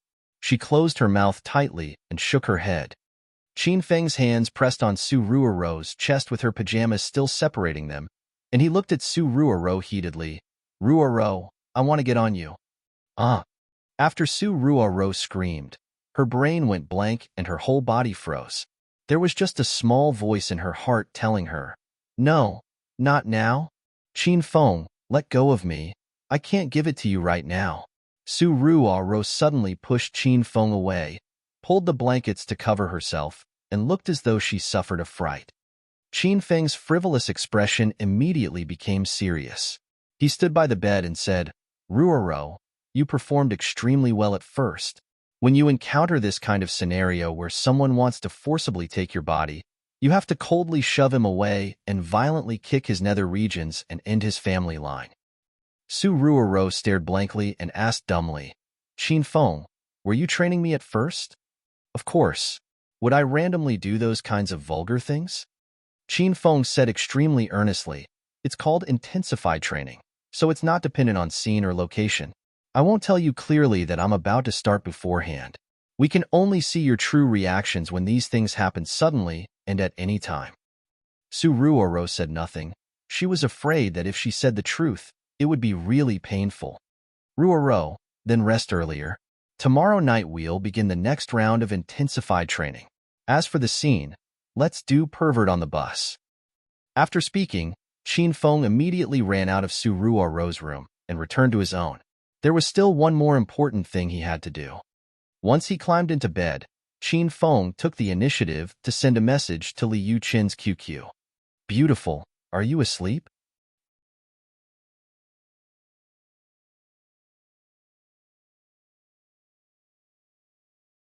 Chapter 200. Chapter 200. Eyes are crooked. These days, Liu Chun slept really late. She kept deliberating whether or not she wanted to accept young Master Qin's abnormal request. She personally could not accept being with two men, but these past couple of days, she kept getting calls from her mother urging her to get married. So she was extremely vexed. At this time, Liu Chun finished showering and lay on her bed in her pajamas. She stared at the night view outside her window in a daze when her phone rang. After she saw young Master Qin's QQ notification, Liu Chun glued her cell phone tightly. She knew she would have to make a decision tonight because young Master Qin's temper wasn't that good. I haven't gone to sleep yet. Young Master Qin, it's so late. You're still not sleeping? Liu Chun responded while biting her lip and thinking hard. Beautiful. How did you take an interest in me? Once Qin Feng received the notification, he immediately replied. After getting the truth from Su Ruoro just now, Qin Feng then knew the person Liu Chan was interested in was young Master Qin, not the normal sales representative Qin Feng. With this, he began a new topic of conversation with Liu Chen. I have my reasons, Liu Chen replied. Can you tell me? Liu Chen didn't think young Master Qin would take the initiative to talk to her about other things. In the end, she gritted her teeth and simply told young Master Qin the truth. It would be best if he could accept it, and if he couldn't, Liu Chen could only let go. She still could not accept fooling around with two men. She already gave her all. Young Master Qin, the truth is, my mother insists upon me marrying into a rich family. The Qin family is considered the wealthiest in Acropolis City, so my mom wants me to marry you. I also really want to marry into the Qin family, so I took the initiative to contact you. Do you have those kinds of feelings towards me? After Qin Feng saw this reply, he was so happy that he couldn't close his mouth. He thought Liu Chen's mother was too cute. This was a good mother that cared about her daughter. But going back to the matter at hand, Qin Feng asked about Liu Chen's familial and marital situation in detail because he had a quest regarding her to help Liu Chen rid herself of marriage and treaty headaches. Now that he knew the reason for this quest, Qin Feng was very happy because he felt that this quest would soon be completed. This was a reward of 2,000 hedonist points. In addition to his current total of 1,100 hedonist points, he'd then have 3,100 points and could buy the Murder Essential Windblade technique. Beauty, I have a good idea that can help you find a good life partner, and also help you rid yourself of Auntie's marriage and treaty headaches. Qin Feng thought for a while and his fingers flitted across his phone. I'm sure you've heard of my reputation. I'm a dissolute, unruly idler. A rich young master like me isn't a good marriage partner, and I never thought of marrying so early. But I have a great recommendation for you. Would you be interested? After seeing Qin Feng's message, Liu Chen replied with a bit of disappointment. Who, young Master Qin? One of my distant relatives. His name is Qin Feng. I think right now my dad assigned him to work at the Royal Group, and he's working up from the lowest position as a sales representative. But his family background isn't bad at all, and he's a Qin household member. If you two hit it off, you'd also be marrying into a rich family. Qin Feng smiled vulgarly after sending this message. Qin Feng? After seeing young Master Qin's message, Liu Chen was so shocked that she almost threw her phone. She felt as though her brain capacity was inadequate to process this. This relationship was becoming more and more complicated. She was lifeless for a couple of minutes, then continued to respond. Young Master Qin, did you reveal my messages to Qin Feng right from the beginning? Yeah, I have too many girls around me. Anyhow, I don't have time to play with you, so I just tossed you to that guy, Qin Feng replied. Liu Chen immediately understood. No wonder Qin Feng was so gusty at work that time and directly touched her ass. Everything now made sense. Liu Chen breathed in deeply and reined in her anger. It's true her mother forced her to take the initiative to flirt with young Master Qin, but who knew young Master Qin would play with her, toss her to that pervert Qin Feng like trash, and not tell her? If she didn't take the initiative to ask young Master Qin, who knew how long she would be kept in the dark for? Excuse me, but I'm not going to accompany you in your rich people games, Liu Chen replied angrily. Qin Feng was not worried when he saw the message. He leisurely responded, Beauty, don't be angry. I gave you a suggestion to help you stop Auntie from forcing you to get married. You can bring that guy Qin Feng back home, pretend he's young Master Qin, then trick your mother, and you'll no longer have to worry about her forcing you to get married. After Liu Chen saw the message, she was slightly moved. But my mother searched up young Master Qin's pictures before, so I can't use someone else to pretend to be him. Hey, you really are naive. How are those pictures on the internet me? In order to prevent enemies from hurting me, my father randomly put up a picture of my bodyguard. In reality, all of the people in Acropolis have heard of me, but less than 100 people have actually seen what I really look like. Liu Chen used to think that the person on the internet was young Master Qin, so she was surprised when she found out the truth. She thought for a long while and felt that this plan could work, but it came too suddenly and she couldn't decide so quickly. Young Master Qin, let me think about it for 3 days. All right, contact me anytime after you've thought it through. That guy Qin Feng is really great. I grew up with him. How could I put this? I haven't seen any man as outstanding as him. When Liu Chen saw this message, the corner of her lips twitched violently. In any case, after knowing Qin Feng for so long, she hadn't discovered any merits on him at all. Qin Feng and Su Ruoro made up completely and sat intimately together eating breakfast. After they were done eating, the two walked out of the Qin manor shoulder to shoulder. Qin Feng pushed his 28 bicycle, carried Su Ruoro onto it, then held her waist with one hand and the bicycle with the other as he rushed towards Royal Group. "Oh, Group Leader Wang, you're so fashionable. Are you cosplaying a pirate captain?" Qin Feng held Su Ruoro's hand and had just walked into the sales department lobby. When he saw Wang Chao with gauze covering one eye, he couldn't help but laugh. When Wang Chao saw Su Ruoro and Qin Feng walking so intimately, he was so angry that he gnashed his teeth. What cosplay? He was already an adult, and so old that he didn't even know what cosplay was. His eye got injured when Su Ruoro threw the folder at him yesterday. The doctor said in order to protect his eye from infection, he had to stick a large piece of gauze on and cover one entire eye. He looked like a one-eyed person. Humph. The monthly evaluations are soon.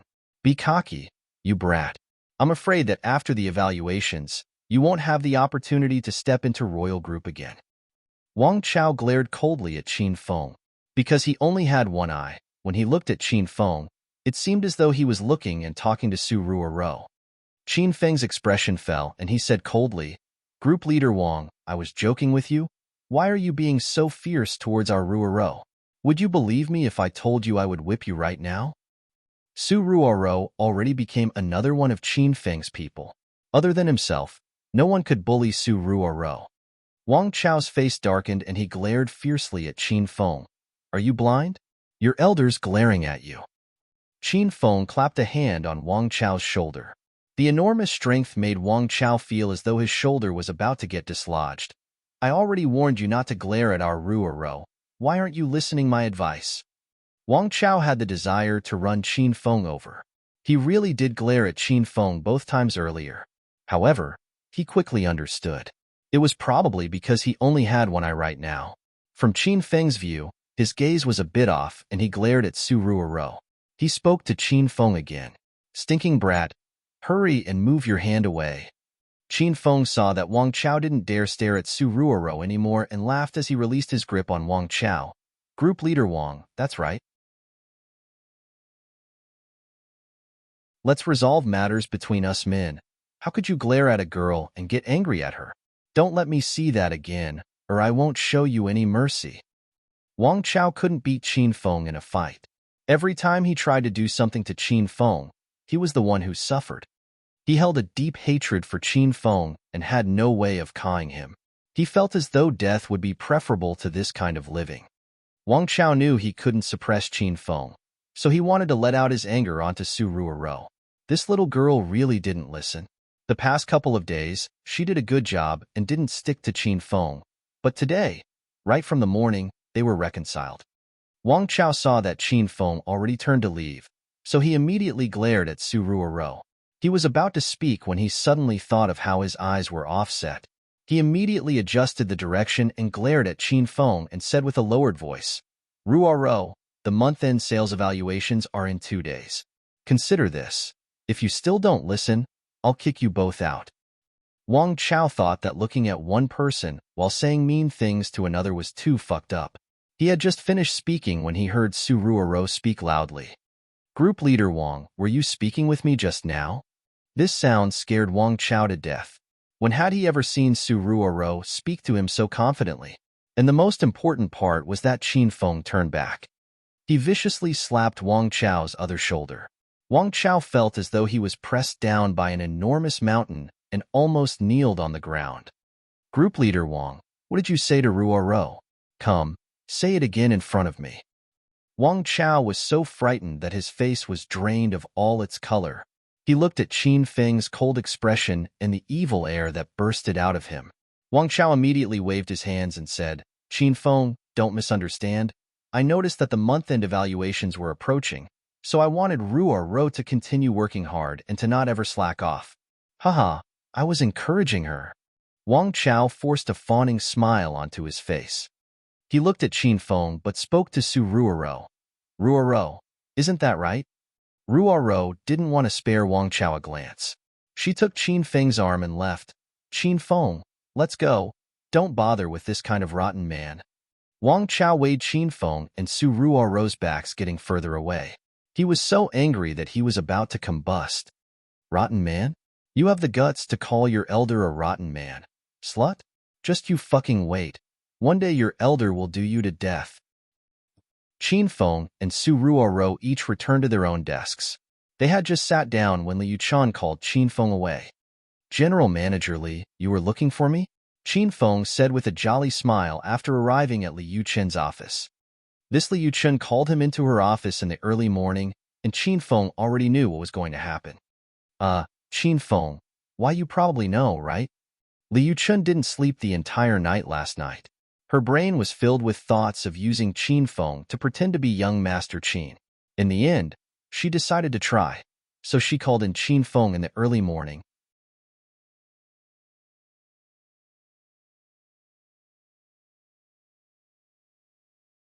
Qin Feng walked in front of the three of them and led them energetically into the bar. Last time, he toured the Fei Tian bar, so he knew the layout like the back of his hand. After walking into the office, Qin Feng casually sat on one of the chairs and beckoned at Longhair and the others before they sat in a row on the sofa. Young Master Qin, last time you used the plan of luring the tiger away from the mountain and tricked the wild wolf gang into the plaza. Baldy, Wolf Tattoo, and I brought our brothers and smoothly took over the land around the Plaza Road and the International Road. This war was happy and easy for US, while the Wild Wolf gang suffered heavy losses. I heard that those 100 brothers are still locked up in the police station. Longhair talked about the phone group's situation with great delight. The current phone group had already controlled the powers in the northern district of Acropolis. This news about a new group that had been formed not a month ago, yet seized half of the Wild Wolf gang's territory, already passed through Acropolis City. But Qin Feng was low-key the whole time, and was the phone group's boss behind the scenes. Outside, rumors bragged about Longhair and his two brothers, and no one knew that the phone group was entirely created by young Master Qin.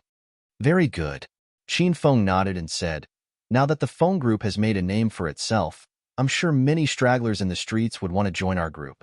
During this time, continue to expand our group and completely stabilize our hold over the land in the northern district. When you feel that we have enough power, eliminate the Wild Wolf gang and take the western district as well. Qin Feng didn't pay any special attention towards the phone group. What was important to him was his quest to help Lu Wenjing develop the #1 power in Acropolis City. Otherwise, Qin Feng would be too lazy to spend time battling Acropolis City's underground powers. After defeating the Wild Wolf gang, fight the Flying Dragon gang and unite Acropolis City's underground powers as quickly as possible. Then, I don't mind what the phone group does next. You can do as you see fit. Only look for me if there's something really big that you cannot resolve yourselves. Qin Feng then thought of something important. He suddenly became serious. Have you located that woman I wanted to find? Longhair shook his head with a bit of nervousness and said quickly, young Master Qin, the three of us dispatched all of the phone group members to look for her, and we even asked the brothers in the streets, but no one knows that girl. Young Master Qin, does that girl get along on the streets? The woman Qin Feng wanted to find was Lu Wenjing. Ever since Lu Wenjing misunderstood him and ran away, Qin Feng was in a hurry to find her. Since all she talked about was forming a powerful group and taking over Acropolis, Qin Feng thought she was also a woman that got along in the streets, so he had long hair and the rest look around for her. However, the outlook was gloomy. The three brothers practically asked everyone in the streets, but still couldn't find Lu Wenjing. Qin Feng began to suspect that this young lady never hung around the streets. If this girl was never in the streets, why would she suddenly come build a power and talk big about uniting Acropolis? Qin Feng began to increasingly feel that this woman wasn't very normal. Young Master Qin, why don't we expand our scope and ask around in the neighboring cities? When Longhair saw that Qin Feng said nothing the whole time, he was so scared that cold sweat dripped out of him. There's no need to look anymore. I'll resolve this on my own. Qin Feng waved his hands and said, you guys just focus completely on the phone group's development and take over Acropolis quickly, you hear? Young Master Qin, don't worry. Us three brothers will give our all to develop the phone group. The three brothers immediately stood and shouted in unison. Qin Feng came to the Fei Tian bar this time because he was worried about the Lu Wenjing matter. Since the three brothers couldn't find her, Qin Feng stood up to leave. He rode his 28 bicycle slowly and admired the night air and scenery. Quite a few pedestrians secretly laughed at him when they saw his old bicycle. Some men even said to the women in their arms, do you see that? Your husband has enough money. At least I paid down the down payment of a home and bought a minivan. If you found that kind of man, prepare yourself to sit on that bike and cry until you turn blind. During the whole ride, there was quite a bit of mockery, maybe over 20 cases. He shook his head and ignored them. If these men and women that mocked him knew of his identity as young Master Qin, they would most probably cry until they became blind. Help, help.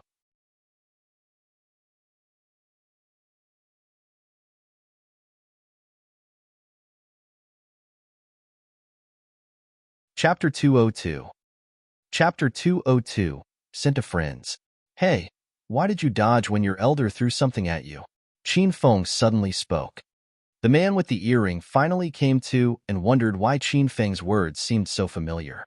He yelled unhappily, you stinking idiot. If your elder threw a rock at you, wouldn't you fucking dodge? Hurry up and fuck off. We even bumped into an idiot in the middle of the night while kidnapping. How fucking unlucky. Qin Feng ignored the earring man's complaints, smiled, and continued to speak. Brat, pick up that pebble on the ground and swallow it in front of your elder. Fuck. This time, the earring man's temper blazed. He suddenly understood. Weren't these the words he said earlier when he threw the cigarette, but at the idiot? And this idiot actually took a rock, threw it, and said the same thing. The earring man was so angered by Qin Feng that his lungs were about to explode. Are you really angry? Do you feel as though I'm a big idiot? Qin Feng acted like he didn't see the earring man's fierce expression. He said calmly, that's right. I also think that only an idiot could say such things. You lunatic, now do you know how your prior behavior that you thought was so artful looks like to others? Sigh, I was just taking a leisurely bike ride and met a car full of idiots. How unlucky. Qin Feng shook his head and sighed. This time, not only was the earring man angry, the two holding down the girl were angry as well. They each picked up a steel pipe and rushed at Qin Feng. Fuck, you're fucking looking to die. The two people came from the left and the right and attacked Qin Feng with the steel pipes in unison. At the same time, the earring man behind Qin Feng stabbed his dagger at Qin Feng's abdomen. The three of them coordinated flawlessly. A normal person would have either taken a club to the head or a large gash in the stomach. However, Qin Feng was not a normal person. He suddenly made his move and accurately grabbed the steel pipes on the two sides of him, then sent a flying kick at the earring man's wrist. With a crash, the dagger in his hand flew over 10 meters and fell on the ground. Bang bang. Qin Feng toppled the earring man, then hit the two men at his sides in the stomach with his hands. The two immediately became kites with broken strings. They flew for a good number of meters before crashing heavily onto the ground. They felt as though their organs shifted and cried out pitifully in pain. Qin Feng didn't look at the three fallen men. He tapped his foot lightly and arrived at the driver's seat of the minivan. He lifted the man trembling in fear with one hand and tossed him lightly. The man was sent flying out of the car. Once he was assured of the little girl's safety, Qin Feng then picked up the pebble on the ground and went in front of the earring man again. Brat, I wasn't joking with you at first. You have to swallow this pebble. Qin Feng threw the pebble on the ground and smiled eerily. Of course, you can also choose to die instead of submitting. For men, we all have honor, and we die for honor. I would be proud of you. Qin Feng spoke while lifting his leg and angling it towards the earring man's brain. He appeared ready to stomp harshly on him at any time. The earring man was now afraid of Qin Feng. He was sent flying by Qin Feng's kick, so he already deeply experienced the strength of Qin Feng's leg. With a casual kick, he was already able to send someone flying countless meters. And this leg was going to come down on his head? The earring man didn't dare continue thinking about it. Older brother, don't stomp. I'll eat it. I actually love eating rocks. In the end, the earring man couldn't withstand the enormous pressure Qin Feng gave to him. He immediately picked up the pebble and swallowed it without hesitation. After doing so, he even opened his mouth to show Qin Feng and prove that he really ingested the rock. Big brother, save me. Hurry and save me. At this time, the girl's melodious cry came from behind. Qin Feng thought more people had appeared, but he turned to look, and he was so shocked that his face darkened. Who knew what the little girl had done to get into this predicament? She rolled out of the minivan and lay on the ground by the car door. She struggled for her life and yelled at Qin Feng to help her. Qin Feng immediately arrived beside the little girl and helped her untie the ropes binding her arms and legs. Her originally soft and fair wrists and ankles were imprinted with red rope marks. Little beauty, you're okay now, don't be afraid. Qin Feng patted the girl's little head. From up close, he found that this girl's hair was so long it was full of life. She was an extremely cute little girl. The little cutie knew she was saved. She jumped into Qin Feng's arms and cried loudly, "Big brother, thank you. You're such a great person that I even want to devote my life to you." Qin Feng looked at this little beautiful child. He knew that when she grew up she would certainly be a real beauty. He touched her black, shiny, and beautiful short hair and comforted her. "Okay, then you can devote your life to me. How about you marry this big brother?" The little beauty suddenly stopped crying and shoved Qin Feng away. She wiped away her tears with the back of her hands while looking at Qin Feng with alarm. "Big brother, why, you wouldn't happen to be a bad guy as well, would you?" Qin Feng looked at the little beauty's foolish expression and laughed. He admitted that this little girl was really cute, and though her little arms and legs were really thin, she looked to be just a middle schooler. She was too young. Qin Feng certainly couldn't make a move on her. "Okay, this big brother has to go home. Want me to take you home?" Qin Feng stopped joking with the little beauty and began to push his 28 bicycle in preparation of leaving. The little beauty looked at the biting cold and darkness that surrounded them. She was clearly a bit scared to go home herself, but she could not yet be certain that Qin Feng was a good person. Her dark eyes spun, and she suddenly pulled out her cell phone and fiddled with it for a while. Then, she chased after Qin Feng and suddenly gripped his arm. She stood on tiptoe and stuck her head next to Qin Feng's. She revealed a brilliant smile and made a cheese symbol. "Kacha." Qin Feng was blinded by the flash of the cell phone and couldn't open his eyes. He heard the little beauty say while waving the cell phone in her hand with delight, "Big brother, I've sent our picture to my friends, so everyone knows I'm with you tonight. Take me home now. If something happens to me, the policeman uncles will see you very quickly." Qin Feng's lips tweed as he looked at the little beauty's self-satisfied smile. How could students nowadays be like this and lack even the basic trust between humans? "Big brother, what is your name?" After taking their picture, she was no longer afraid of Qin Feng at all. She even took the initiative to climb onto his bicycle. She sat on the 28 bicycle and had Qin Feng push her on it. Her uniform was composed of a white dress, shirt with a little necktie, and a short skirt with Scottish stripes. Her long, thin, tender, and pale legs swayed leisurely, and she gave Qin Feng a silly smile of self-satisfaction. Qin Feng said with seriousness. "Then I'll call you Big Brother Feng in the future." The little beauty said, "I'm Lu Xiaojia. Big Brother Feng, you can call me Xiaojia." "That's right, Big Brother Feng. We must call the police and arrest these bad men." Lu Xiaojia spoke to herself for a while, and her expression suddenly fell cold. She pulled out her phone to call the police. However, before she called them, she turned her head to look towards the area that the minivan was previously parked. It was already completely empty. Who knew when these kidnappers made their escape? Those stinking brats got lucky. If this young miss sees them again, I'll have to brutally beat them up. Lu Xiaojia shook her small pink fist, clenched her teeth, and made an angry expression. However, anyone who saw her expression wouldn't be frightened. They would melt from this little brat's cuteness. Qin Feng patted her little head lightly and said coldly, "The next time you see them, you should just run for your life." Qin Feng got onto his bike and held Lu Xiaojia's little waist to prevent this energetic little brat from falling midway. He rode the bike and asked, "Hurry and tell me where you live." Lu Xiaojia was in no hurry to reveal her address. She pouted and complained angrily, "Big brother Feng, I have a name.